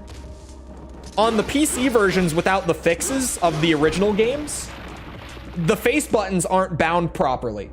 So like in the corner on the HUD, it will say that Y is the counter button, but it's actually A. It is like hilarious how bad the PC ports of Assassin's Creed 1 and 2 are.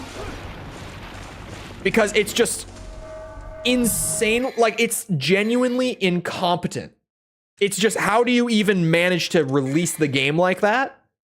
And they did it twice. They did it back to back. Like multiple years apart. They did it again. Exact same thing. It's hilarious. This is why I give Ubisoft so much shit. Like this, it's stuff like this. That is why I'm so hard on Ubisoft. It's because their games come out like this. Like, how do you release a $60 retail product, premium pricing, and you have indicators in the corner of the screen to be like, here are the buttons and what they do, and the buttons aren't bound right? How do you manage that? How do you... And correct me if I'm wrong, but by default, you can't rebind the controller buttons without the fix, right, Jess? Or am I misremembering? Don't you need the patch to even like rebind the controls on your controller? Because the game just doesn't offer that natively. I think I'm remembering that. I could be wrong, but I vaguely remember this. That's the wrong sword. We'll see. I'll just run that sword and see if the level 2 version is the middle ground I'm looking for between damage and combo.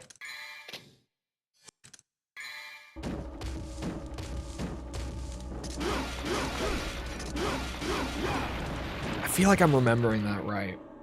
I do believe that without the fan patch, you can't even rebind the controls. Assassin's Creed on mouse and keyboard is crazy to me. It's one of those games where I'm like, what? You played what on mouse and keyboard? Some games are just made for a controller. Some games are made for a controller and mouse and keyboard feels really good, like Halo or something, right? If you play Halo on mouse and keyboard, now that it's on PC in the modern day, it feels so good.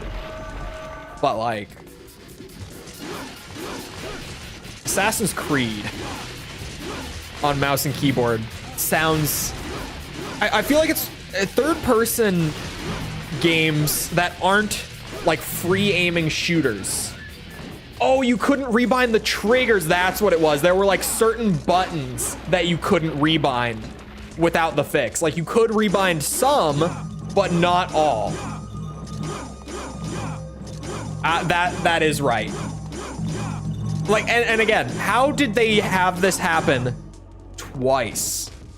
Like 2 separate PC releases, multiple years apart. Surely with the first game, there was a large crowd of people on PC who were like, what the fuck? How does this not work right? And then you just did it again. You didn't even fix it. Like, huh?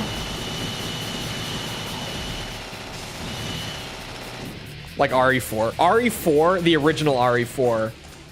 I can imagine new RE4 I only ever played on controller, but I feel like the new RE4 would feel like butter on mouse and keyboard.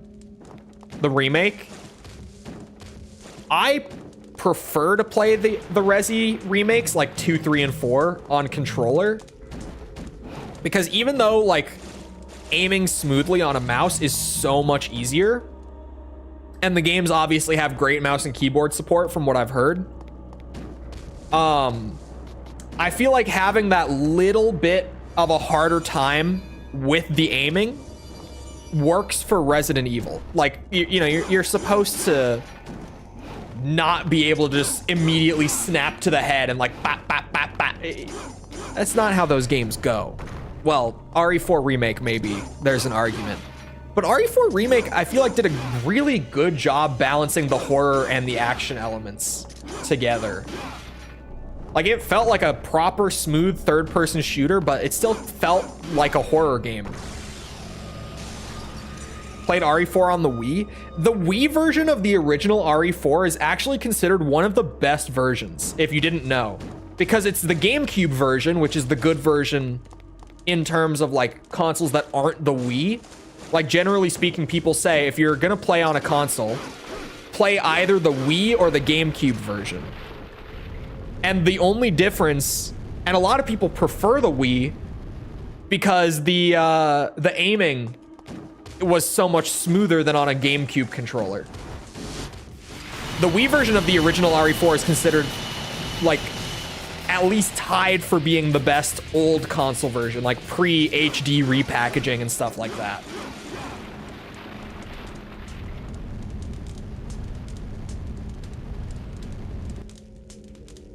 If, you know, those things happen on stream. I speak from experience. Sometimes game no work. Like Uncharted 4 corrupting the save file every single time on launch day without fail. Or The Last of Us on PC just not working at all.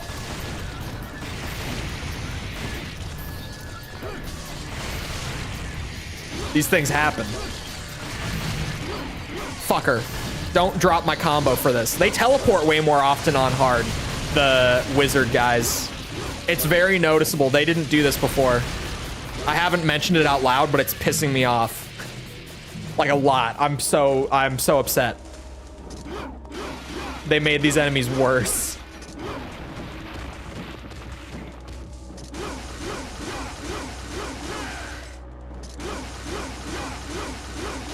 Does anyone actually... Chat, does anyone, speaking of RE4 and its various ports, anyone in chat happen to know or have a guess at which version of RE4 is the worst version? Any takers on this?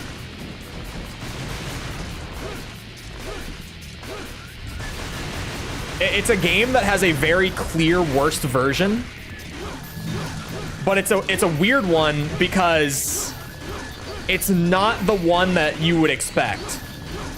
PC version, I bet. Mobile? Doesn't RE4, if RE4 has a mobile version, I've never seen it. I'm not counting it. It's not the PC version. It's not a Dark Souls 1 situation.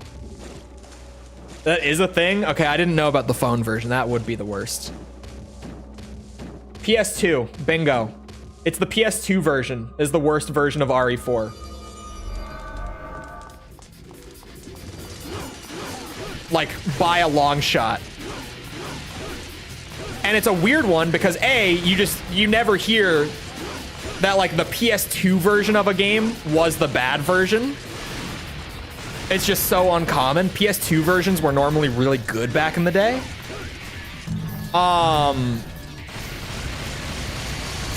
But because RE4 was a GameCube game and the GameCube was a technical powerhouse and a half, when they ported the game to PS2, technically speaking, the game got a ton of downgrades just to even get it like working properly. And one of the big reasons that no one ever expects it is that the PS2 version back in the day is also like the version that the most people played. It was originally a GameCube game, but so many people who would eventually play RE4 would do so on the PS2 version that came out like a year afterwards. I think it's the version that sold the most pre, like, you know, HD versions in the next gen. I'm hoping that one C rank combo doesn't absolutely screw me, because that felt like a really good run. And I do not want to do this mission anymore. What the fuck is the Zebo? Oh, beautiful. Wonderful. Stylish average makes no sense to me. I dropped a C rank near the end and it just didn't count it.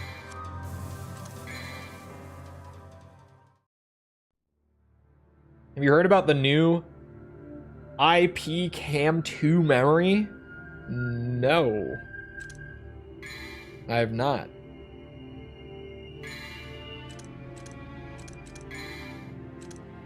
Just said what the Zebo was. It's a port of the phone version to a Brazilian budget home console. Oh, LP. Still no. I've never even heard of the Zebo. In terms of the main versions that people would actually know about, it's PS2. There. Boom. Can't tell me I'm wrong on that one, bitches. Oh, can you not? Oh, you can. Did I save afterwards, just to be sure? I did.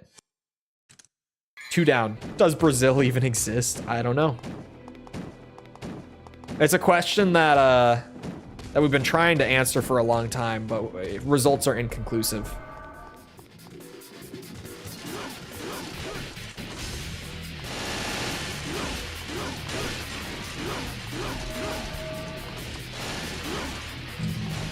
Much like, do British people know what spices are, despite, you know, their history with spices. Ow, ow, ow, ow, ow. That's also one that is still up for debate. We haven't really gotten a conclusive answer on that one yet. Because people from the region will tell you yes. Explorers of the region have not been able to find any. So the myth lives on. He who controls the spice controls the universe. That was the UK. That was Britain for a while. Controllers of the spice, if you will. For better and for worse. I don't know what for better because, again, they didn't use it for the food.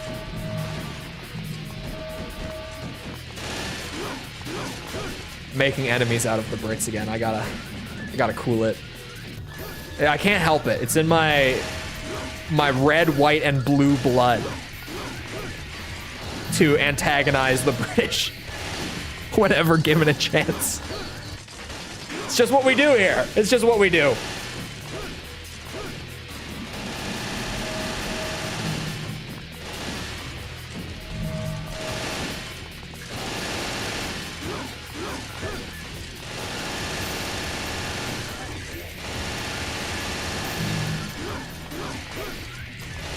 This mission might be a bitch. I don't know how much worse the boss fight is gonna get.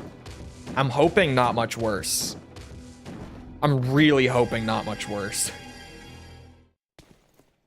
Fuck.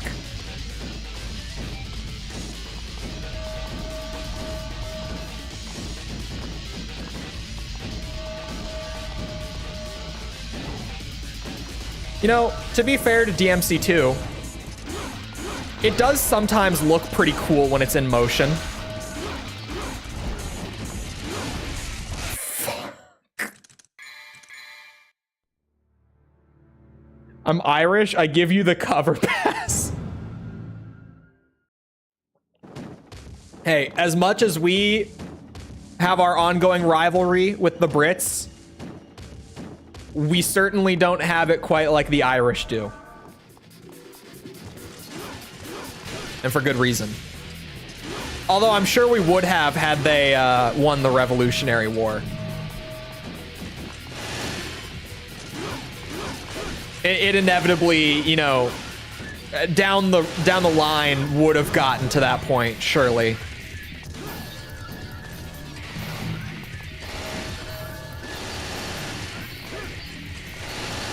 If anyone deserves to insult them, it's the Irish. It's true. I feel like when Americans are antagonizing them, it's just like, oh, yeah, whatever. This is just obnoxious. When the Irish do it, it's like, well, fair enough. Can't really disagree with you there. Is what it is. Have you gotten past the helicopter? No. Helicopter is mission 4 or 5? I think 5. I think it's 5. Infected chopper and infected tank are both mission 5, I believe.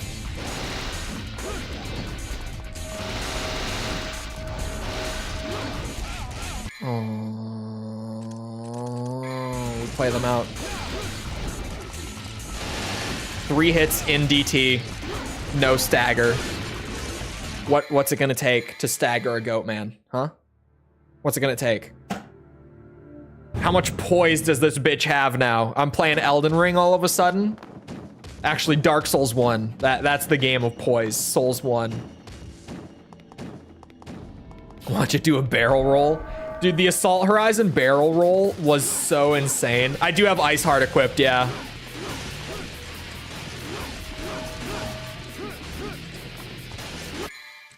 Shit. I remember on normal mode, this mission was super particular about stylish average, just because there's not many enemies. Which is why I'm resetting so much. Because I already remember this mission being a bitch for the style. Because I'm pretty sure the stylish average also, like, you have to get up to a certain, like, amount of S rank combos to get an S at the end. Or, like, a certain amount of total combos to be eligible or something like that.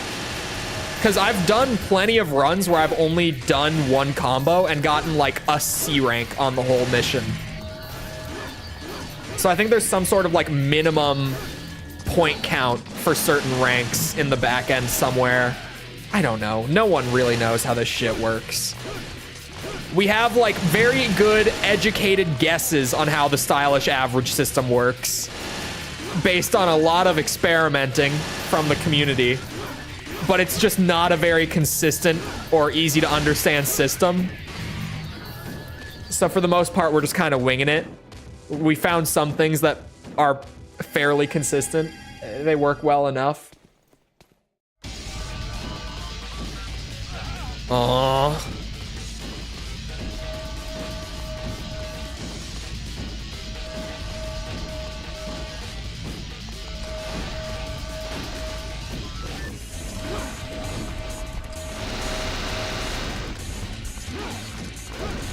Bruh. Those are like the two heaviest stagger build-up moves in my arsenal.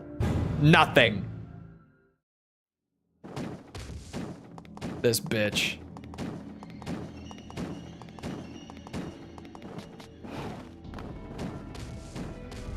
How pronounced facade? Facade. I don't think facade is an English word, is it?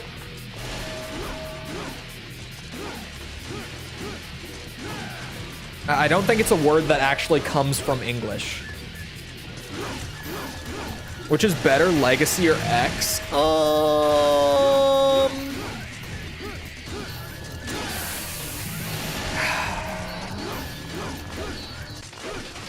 It's a good question. I don't know. Like, I feel like I have to replay both before I could really say. My heart is saying X right now. Like, I recall X being the best of the handhelds, but my brain is like, I don't know, you know, Cross Rumble had a lot going for it.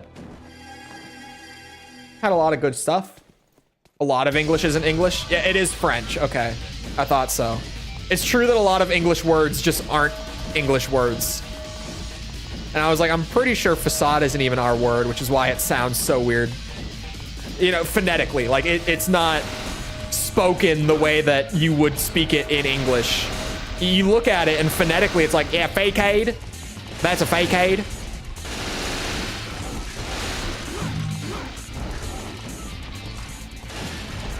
Oh, bullshit. All right, let's just run it. One hit, one combo drop, we can live. This bitch does not stagger. It's not possible. Oh, all the enemies despawn when he dies. I need it. Okay. That also doesn't help with the whole stylish average being a bitch on this mission. Oh, do I actually? Oh, that's right.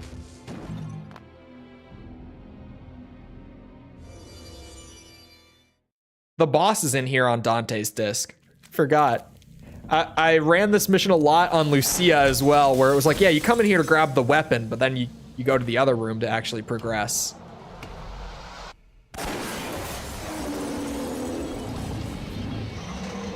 And he is a big, ugly bitch.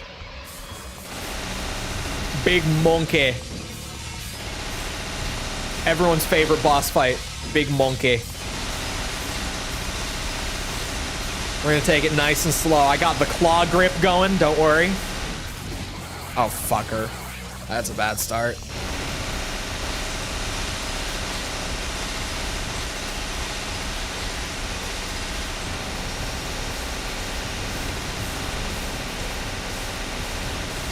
Hello? Oh, fuck. I thought he was clinging to the ceiling again. Let's just run it. Little boss practice for us here.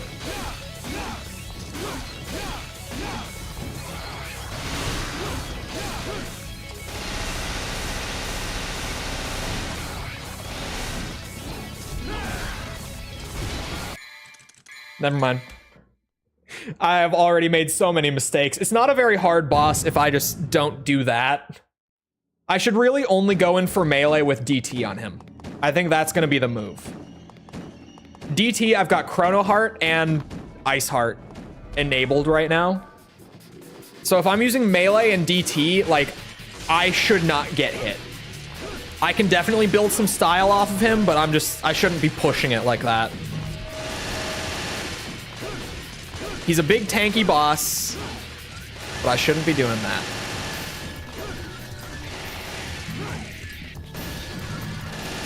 It's both so high effort and low. Yeah, it's one of those games where it's like, I feel like there's a lot of good here, but I don't feel like there's enough to really like bring it all together for me to say that it's like one of the best in the series sort of thing. You know, like X just felt X felt like complete. I feel like X is the only handheld game to me that felt like it was totally complete. You know what I mean? Like it had everything I was expecting it to have. Joint Assault has the bad controls. And that's really the only thing holding that game back for me.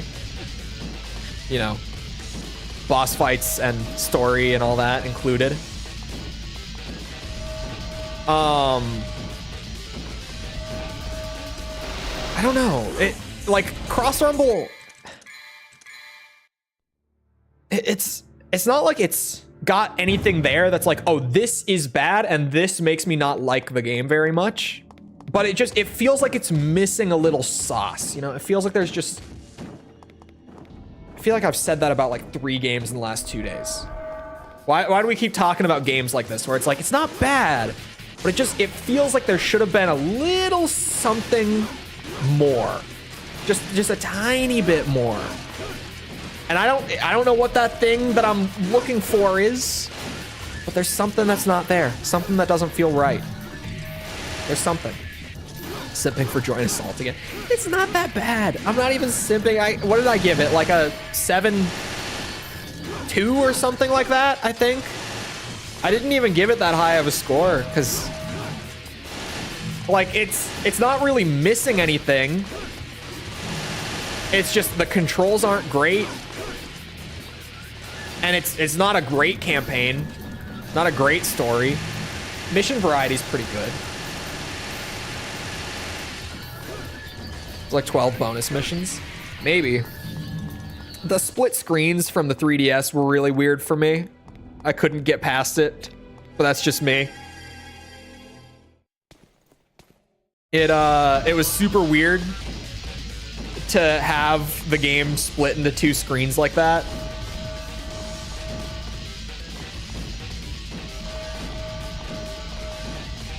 But that's probably also just because I played like every other Ace Combat game before it. Oh my god. And then like I'm also not super used to what's it? DS in general. I didn't play a ton of DS when I was a kid. So the whole split screen thing is so weird for me every time I do play a DS game. I've not read Berserk, no. I'm not someone who really reads. Chole can't read, yes. I jokingly always say that I can't read when people ask me if I've read anything. Typically, if you ask me if I've read anything, the answer is no. Not a big reader, especially not like novels. Absolutely not. But even like graphic novels, like comics, manga, whatever. Like I'm not a reader.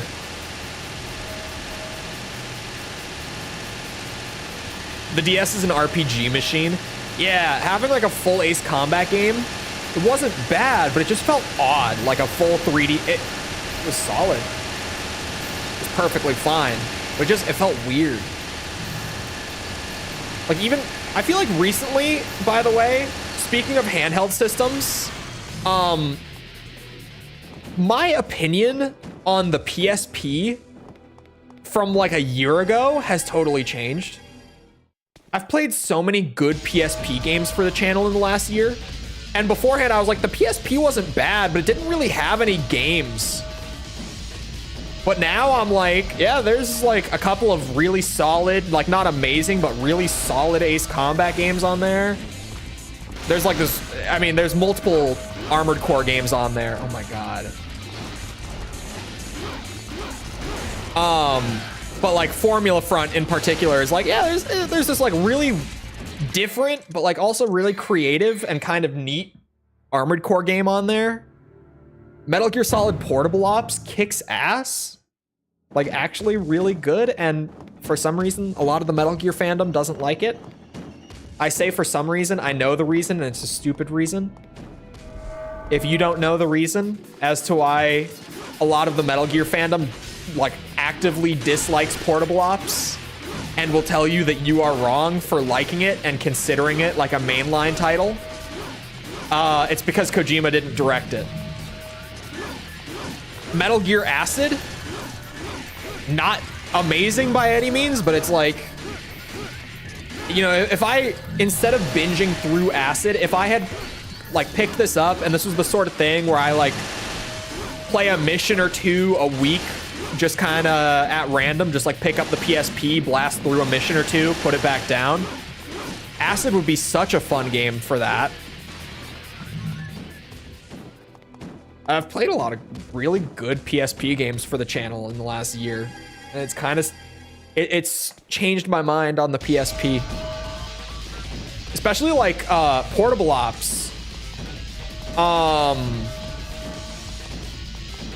Portable Ops is like the embodiment for me of like, oh yeah, this thing literally was a handheld PS2. What is that tracking? It's one hit.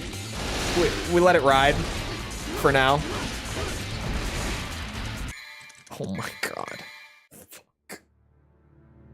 Only Metal Gears I actively don't like are the NES ones and Acid. Dude, okay. I need to rant. Small rant, it won't be a long one.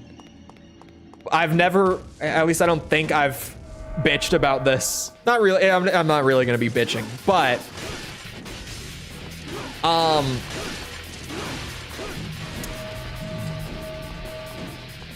you guys want to know something that's really wild? There's a lot of like diehard Metal Gear fans that I get in my comment sections who, some of them, not all of them, but some of them like proclaim to be experts on the franchise, right? And they'll start their comment like giving their background before they write like a paragraph about, you know, why MGS4 is like the worst mainline game in the series in just recent memory. I did get one of these, like almost exactly as I'm going to describe.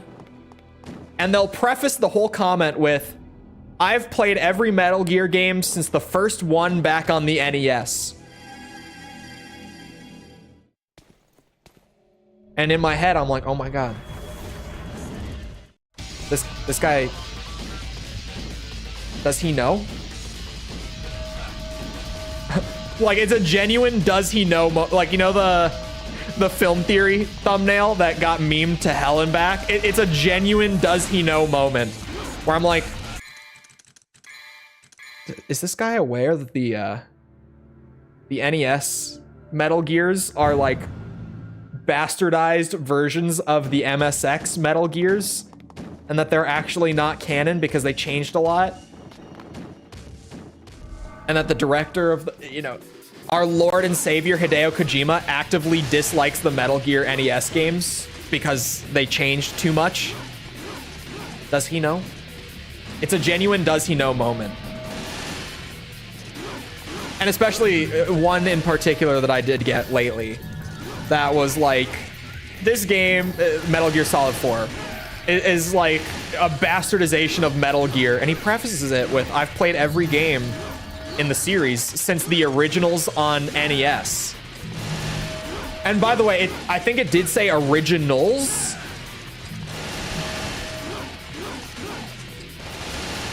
If I'm not mistaken, and if it did, I might be mistaken, but I think it said originals. So if he doesn't know,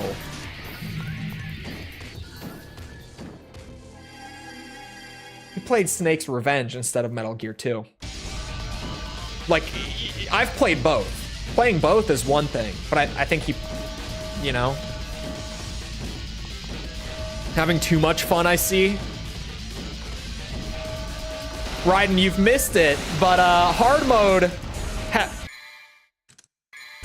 has considerably made things worse for DMC2. In particular, right now, my frustration is the Goatmen no longer stagger. Like, at all. I wish I was joking. There's no hit stun. Like, I very rarely get a hit stun. And I'm gonna have to figure something out, because these bitches do not get stunned. And if I can't hit them with melee, A, I can't kill them effectively, and B, style is going to be a problem. Oh my god. Shoddy? Oh, maybe Shoddy. Bonked the shit out of my mic arm. I hope you didn't hear it. F that stupid bird. I thought the Arsenal bird was like a highlight of the game. I really loved the Arsenal bird fight.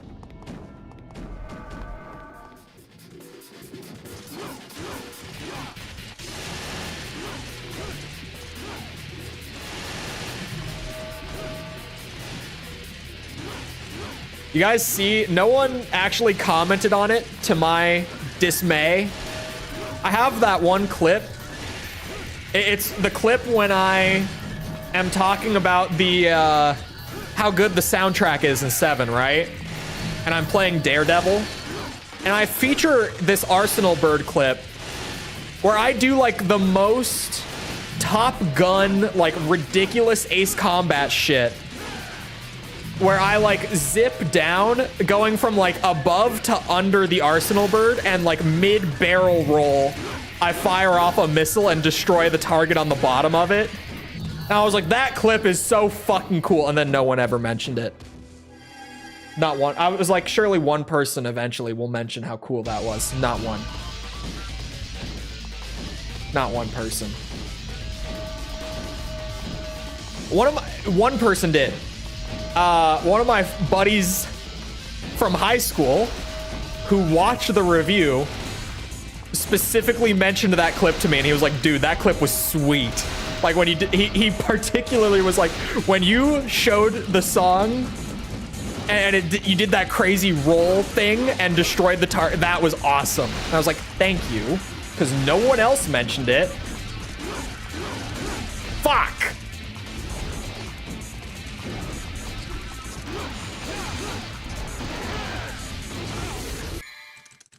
I cannot stand this game. Who the fuck made this game?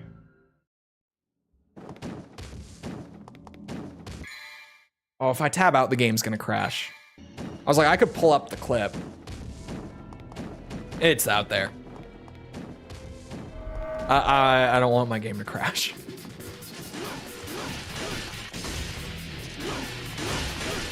Oh, what if sword? What if different sword? Potentially. Don't.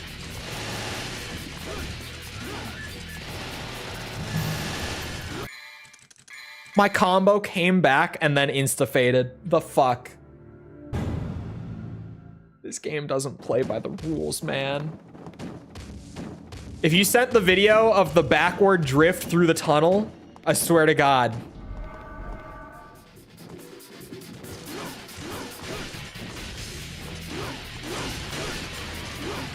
If it's the backward drift through the tunnel.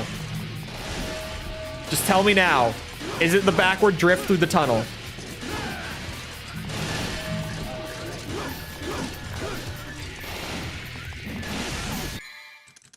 I did.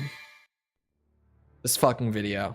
I'm sorry, what? Go to general. If you haven't seen it, I've seen it a million fucking times at this point.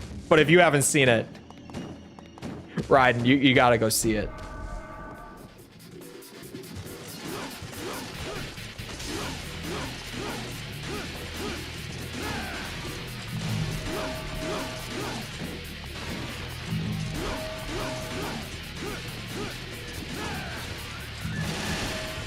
I never mentioned it in the review, and I don't think I've really mentioned it on stream before. I mentioned yesterday when we were playing Ace Combat that I have played AC7's multiplayer before. Tell me if this is a hot take or not, but is AC7's multiplayer just really boring? Or like, is it just me that feels this way? Is it just because like I love the games, but I'm just not enough to go and just do multiplayer dogfights? I kind of like, I expected it to be crazier and also to have more than 2 modes. I haven't tried it. Yeah, I was just because Lego and Jusuf are here. Fucking shit, twice.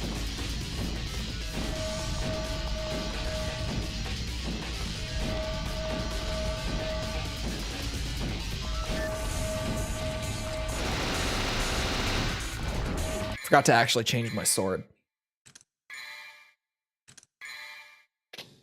PvE would be great. Yeah, co-op. I feel like I would way rather have co-op.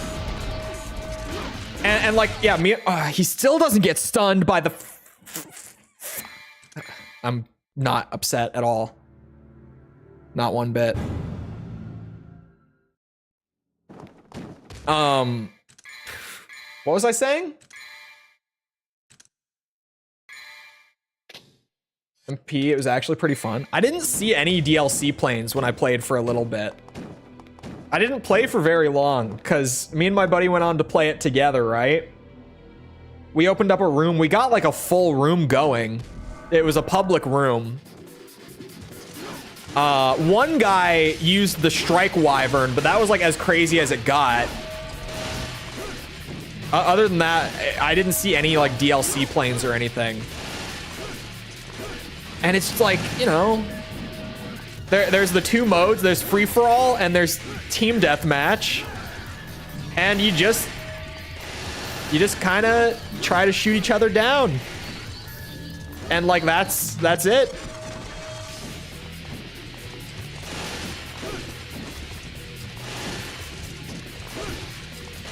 As bad as the reboot is, it can at least be fun to play. I wouldn't even say occasionally. I think the gameplay in the reboot is actually good. Like, just legit, like, it's a good action game. I've said it before about reboot gameplay, right? I would way rather play DMC Reboot, like, just for the combat and the gameplay, than, like, Bayonetta or God of War. Absolutely. Like, as a character action game, maybe even MGR. I would probably rather play it than MGR if we're just talking, like, for gameplay. Right? Like, just to go and do some cool stuff in an action game.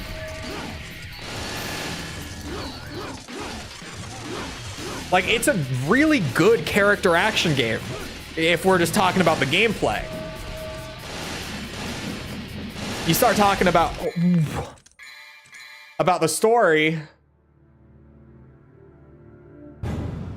Yikes.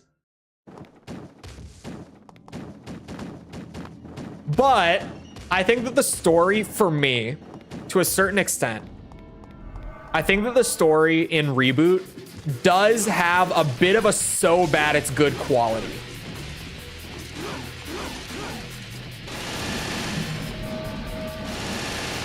Where, like, Virgil's fedora and his bigger dick, and it's mostly to do with Virgil, actually. I think it's just all the scene. You're dumped. You're dumped is so fucking stupid. It's hilarious. Oh, no swearing is on. Hold on. I'll add a minute in a second.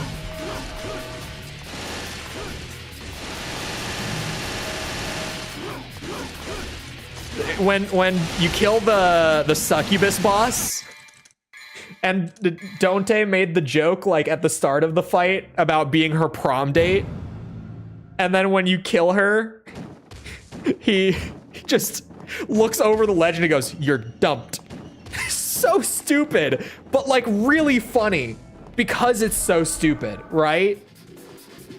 Is it just me? It can't just be me. there is a so bad it's good quality to the story.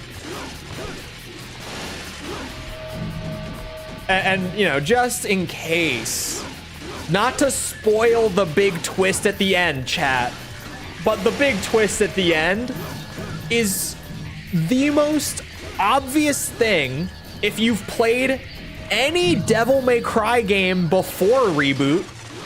Like, you would just expect it, and then it's not even a good twist, like, in the game's story, because there's nothing to build up to it. There's no hint towards it. There's no signs that it might happen. It literally just, like, at the end of the game, the twist just happens. There's legit, like, a so bad it's good quality to DMC Reboot in the story department, and I will stand by it. Oh, and the squirrel semen line. That's another one that's just, it's so stupid that you have to love it, right? Can't just be me.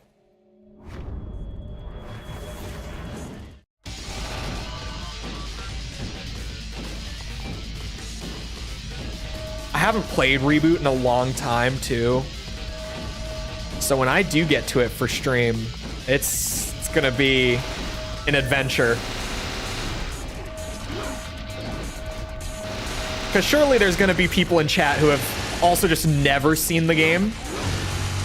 Oh my god.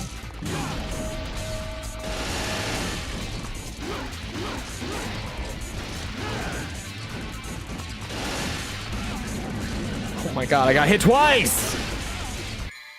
Why is the goat man the most dangerous enemy in the game all of a sudden? What the We're getting Chole noises. We're at that level of frustration. Chole noises are happening. Do ground attack missions in Ace Combat multiplayer? Just co-op. Co-op would be good. I don't know why 7 doesn't do co-op. I don't know why all the multiplayer is PvP. Like, I haven't even played Ace Combat co-op before, but I can just tell that, like, the game is much more suited to co-op stuff than it is to PvP stuff, because the PvP stuff just feels so empty. Like it's just lacking something.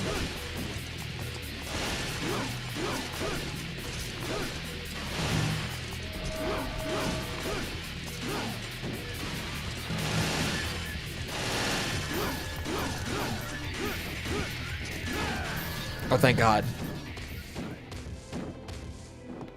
Definitive on console. I have only ever played the PC version. I think it's fine. I know that the console version, like, reduces the, you know, you can only hit enemies with angel weapons thing. And that thing is, like, legit the worst part of the combat. But it didn't ruin the game or anything. Not even close.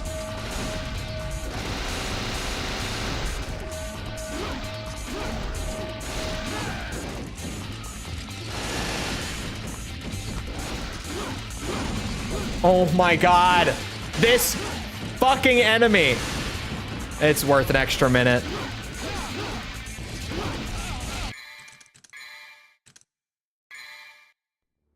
And he just keeps going. He just keep...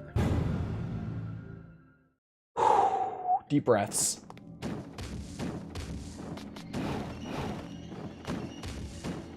This... What's gonna happen on Dante Must Die? What's gonna happen?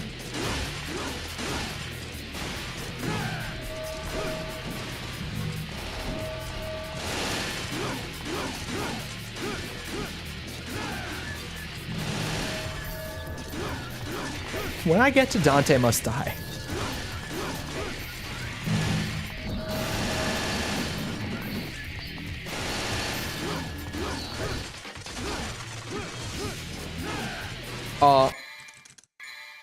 I was actually kind of considering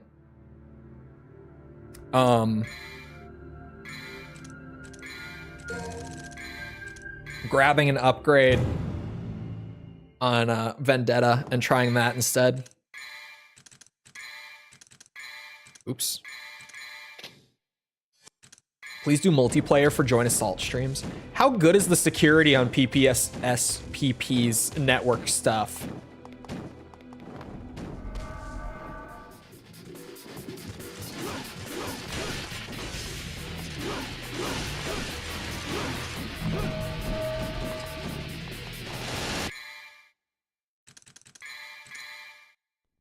Like attack or defend or yeah, like just anything outside of like, because I'm not shitting you. God, again, I'm not kidding you.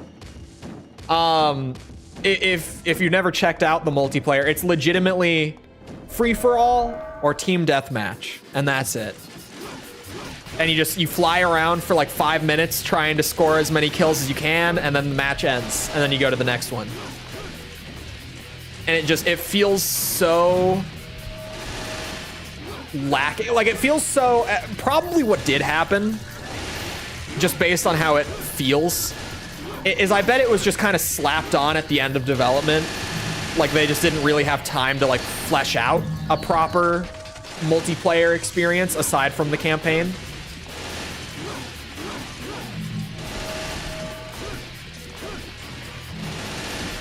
I would love to see good co-op stuff in whatever they're working on next.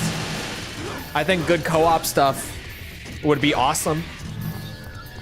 I've never experienced Join Assault's co-op, but just the idea of like, you know, AC7 campaign, but you can fly with another player. At least one. If not, like, Join Assault I think is like up to 4, right?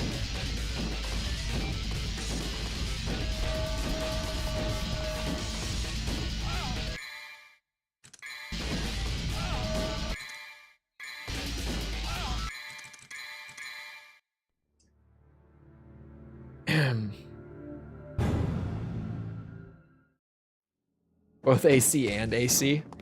I feel like Armored Core, it could be good. Dude, what if modders... What if modders could get co-op working in like old gen Armored Core? They have it working in 6. I'm sure it would be a pain. Still can't swear, officially speaking. But I'm sure it would be such a hassle. But imagine,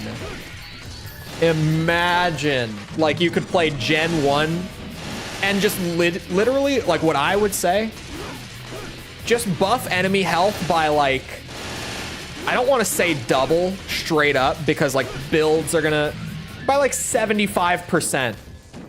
Like, imagine playing Armored Core 1 with a friend entire way through. How fun would that be? To play, like, old classic gen Armored Core with a friend. How awesome would that be?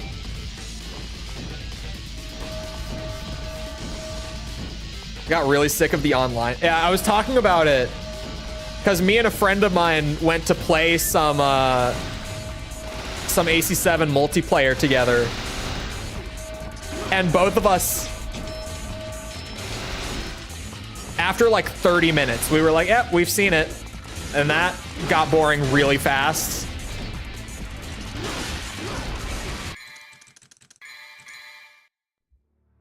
Like, unless you're just super dedicated to like PvP, Ace Combat stuff, I feel like it's just got nothing there.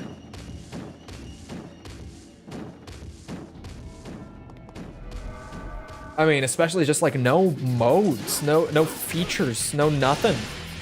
Features, like no features unique to the multiplayer that aren't just carried over from like the core functionality is what I mean by features. Right? Like nothing to differentiate the campaign and the multiplayer mechanics or anything like that.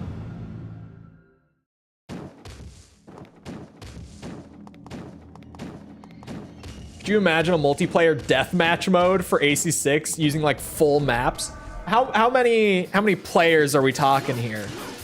Like 6v6 sort of thing? Because we have teams on Armored Core 6, right? They have 3v3. I think with respawn and everything, right? It's point-based, isn't it? I've never once played it. I feel like it's just not...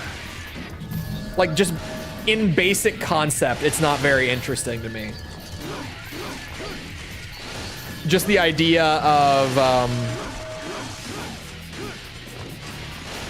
3v3 instead of 1v1. I'm like, I would rather just do 1v1. I'm sure it's fine, the 3v3. It's just I would way rather 1v1.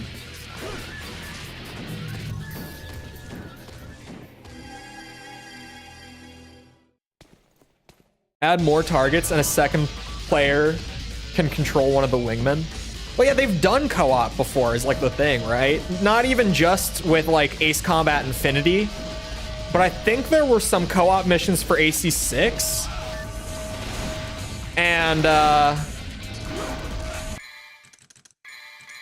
Joint Assault is an entire Ace Combat game built around co-op with really cool features. Like they have, the reason it's called Joint Assault, it's because it's built for co-op, but there are missions that are joint assaults where like 1 or 2 players, because it's up to 4 in Joint Assault, 1 to 2 players goes to this mission and 1 to 2 goes to this mission, and you play them at the same time, and things that happen in one of those missions will affect what's happening in the other mission in real time. It's fucking cool. I've never experienced it for myself, but it's fucking cool. Right?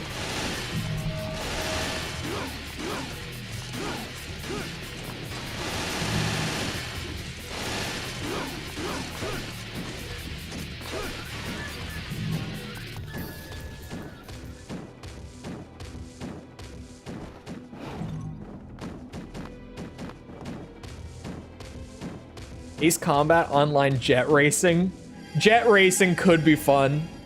It would probably be a night. I feel like that's one of those things that sounds fun, but as soon as you start to think about like the logistics of it, like even just within 5 seconds, I thought of like 3 issues to get around that would be kind of tricky.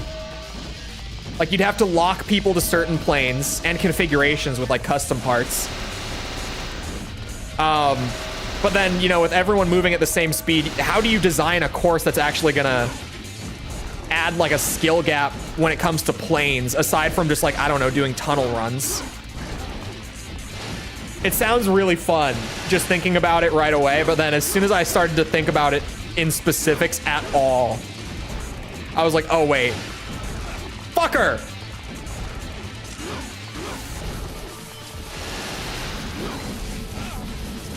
This encounter is the hard part of the mission. There's a boss fight in this mission. This is harder.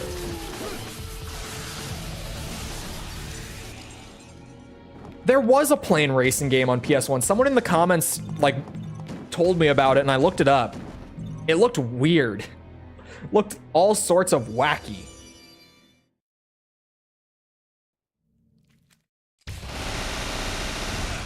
What, the hand on spawn? This game fucking sucks. Oh my god.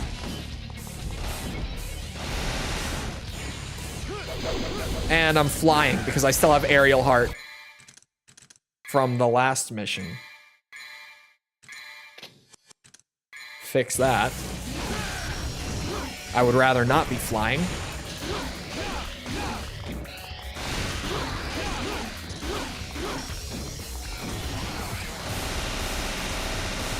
Playing crazy.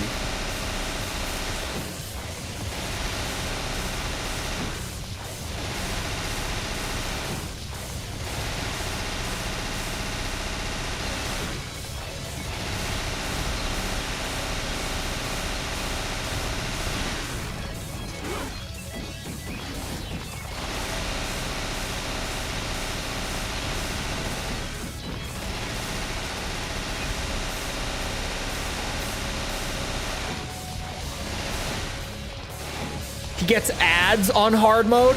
You've got to be kidding. You've got to be kidding. Why did ads just spawn in?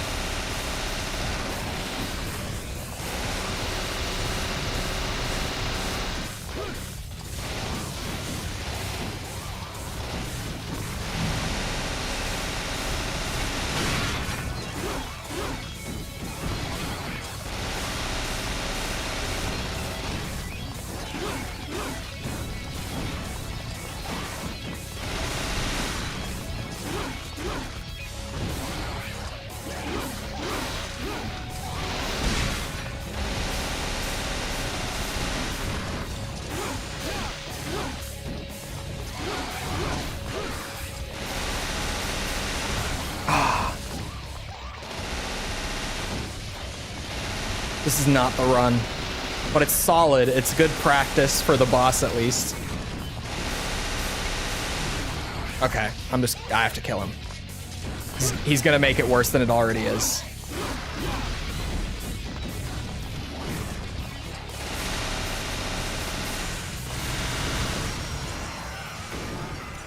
Why did you give people an option to vote for this? What was the vote? When we were doing the end of DMC 1, I let chat vote on which DMC run we did next. More than half of chat wanted DMC 2 hard mode. More than 50% voted this. So here we are.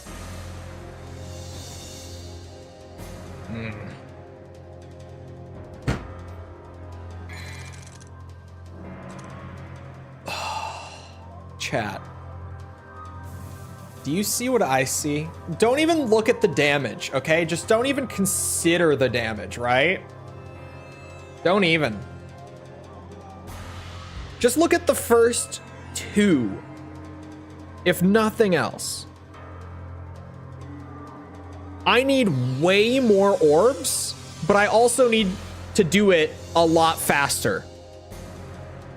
Where are those orbs coming from?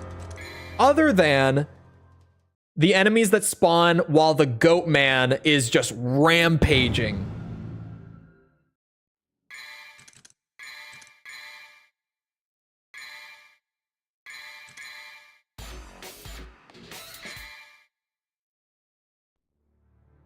He's gonna lose his sanity before he gets to the next DMC game. I'm considering maybe splitting things up even smaller. Not because I'm a quitter, but because this is crazy. Like, the mental stack of DMC 2 was already pretty bad. It just got worse. Right? Would you really want to end this on a whip? That's the thing that I've always said with, like, doing runs of DMC 2, because I've done... Like, this is the third one already, and we haven't even touched DMC 4, Reboot, or 5, right? So, like, it really is a thing of, you know... I could put off DMC 4. Or, sorry, DMC 2. I could just wait and not do it right now. Because there's never a day where I sit down and I'm like... Today, I really want to play Devil May Cry 2. There's not a day. I want to sit...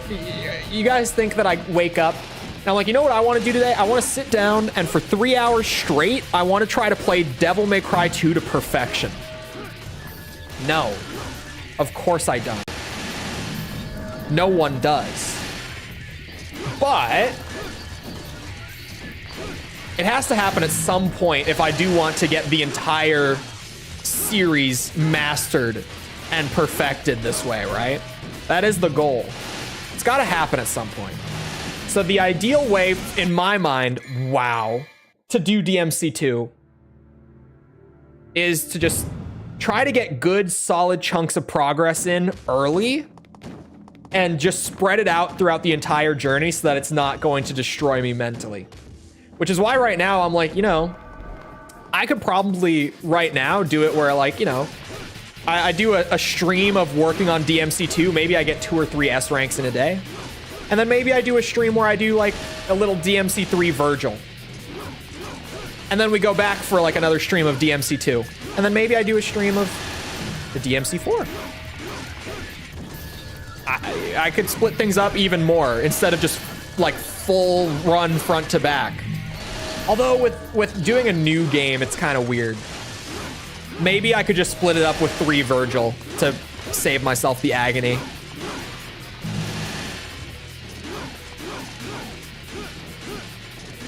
Because for 4, it's like, when we do 4, like I haven't played 4 on stream yet, so I kind of want it to be like in one solid run. Just, you know, for like the story and stuff, if nothing else.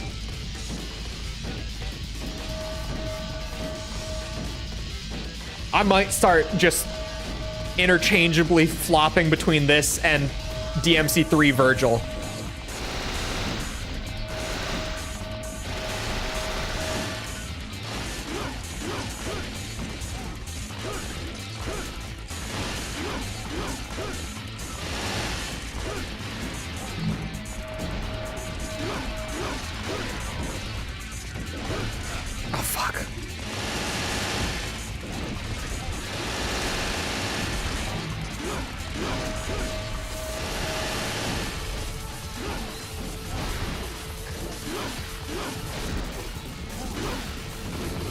Now you fall over. Oh, he's dead.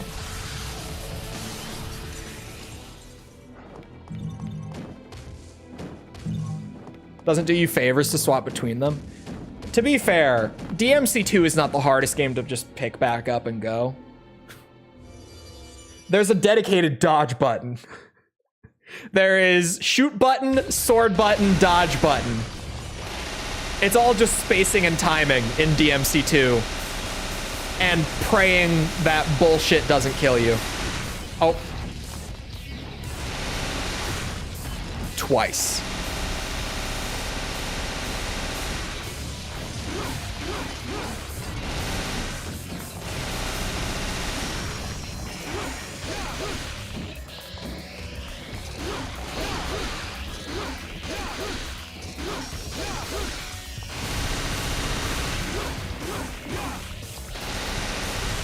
Fucker!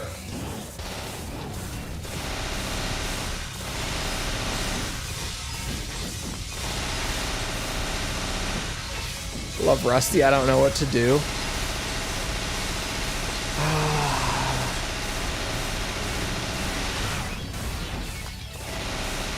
Which one do you love more?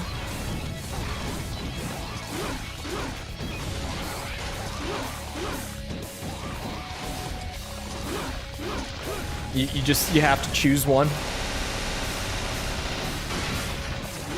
You have to choose a favorite.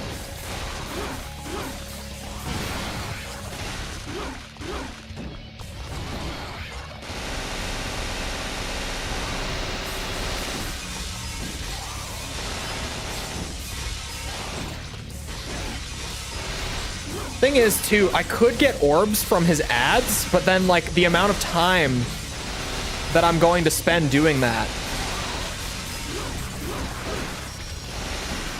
Because time was a factor that we needed to improve. Oh,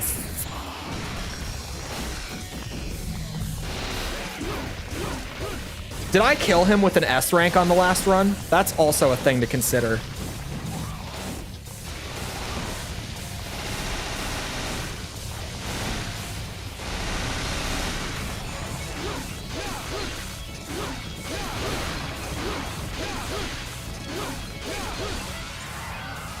I think that was a B.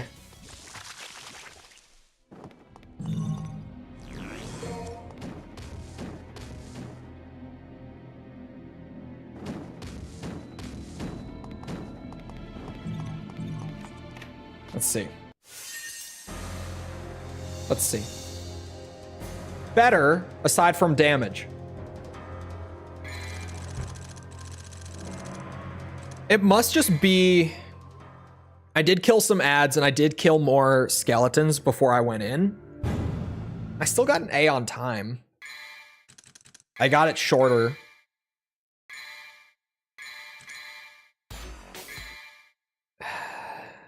DMC2.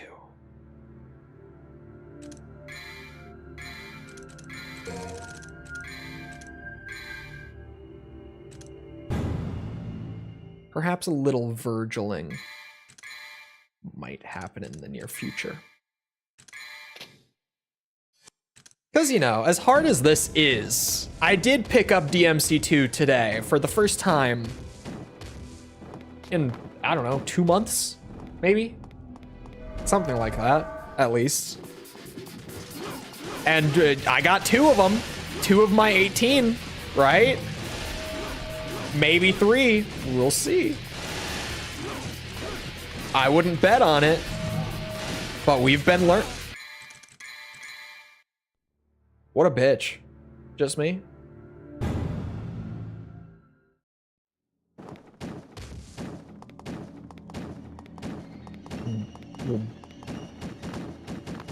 I do love watching Dante flip around.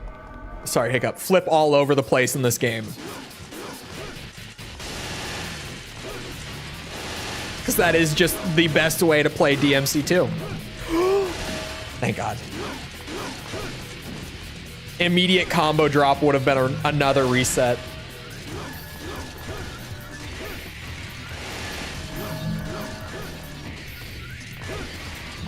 I'm feeling confident this run.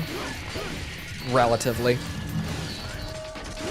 Not the most confident I've ever been, but I'm feeling decently confident here. Uh-oh. Oh, I caught it. Let's go.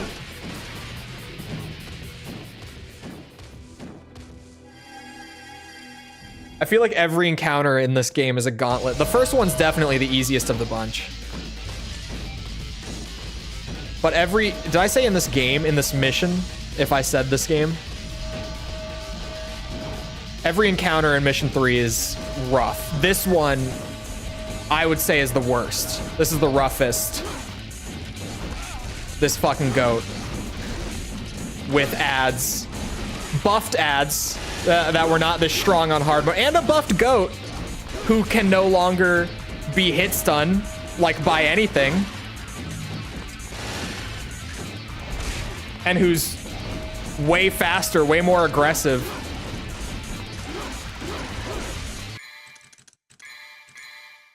I hate this game. That encounter is the bad one for this mission. I think it was on normal too. It just wasn't this bad because I could handle the goat and he didn't attack as often. He's brutal. He is brutal. 80 euros. That's definitely more expensive, like a good deal more expensive. Anyway, I don't have time for another run of this today. I have video things to get done, very important video things to get done. Very important, for the record. So that's it. I got 2 of them. I got 2 hard mode S ranks so far. And that third one we have relatively figured out. But wow, did this game get so much harder to S rank all of a sudden. Like, DMC 1 hard mode was the easiest run. So this is a wake-up call. It's over. It's that time. It's that time. Hello, Ryan. Goodbye, Ryan. Anyway, I hope you guys enjoyed. If you did enjoy and you haven't done so already, feel free to go ahead and leave a sub. Come back another time. We're doing this. We're doing... What are we doing? Armored Core? Ace Combat? Metal Gear? We're doing a bunch of stuff. Come back for any of it. Ultra Kill P ranks we've been doing as well. That's off to a pretty good start. Elden Ring once in a while. Elden Ring. We've been playing a lot.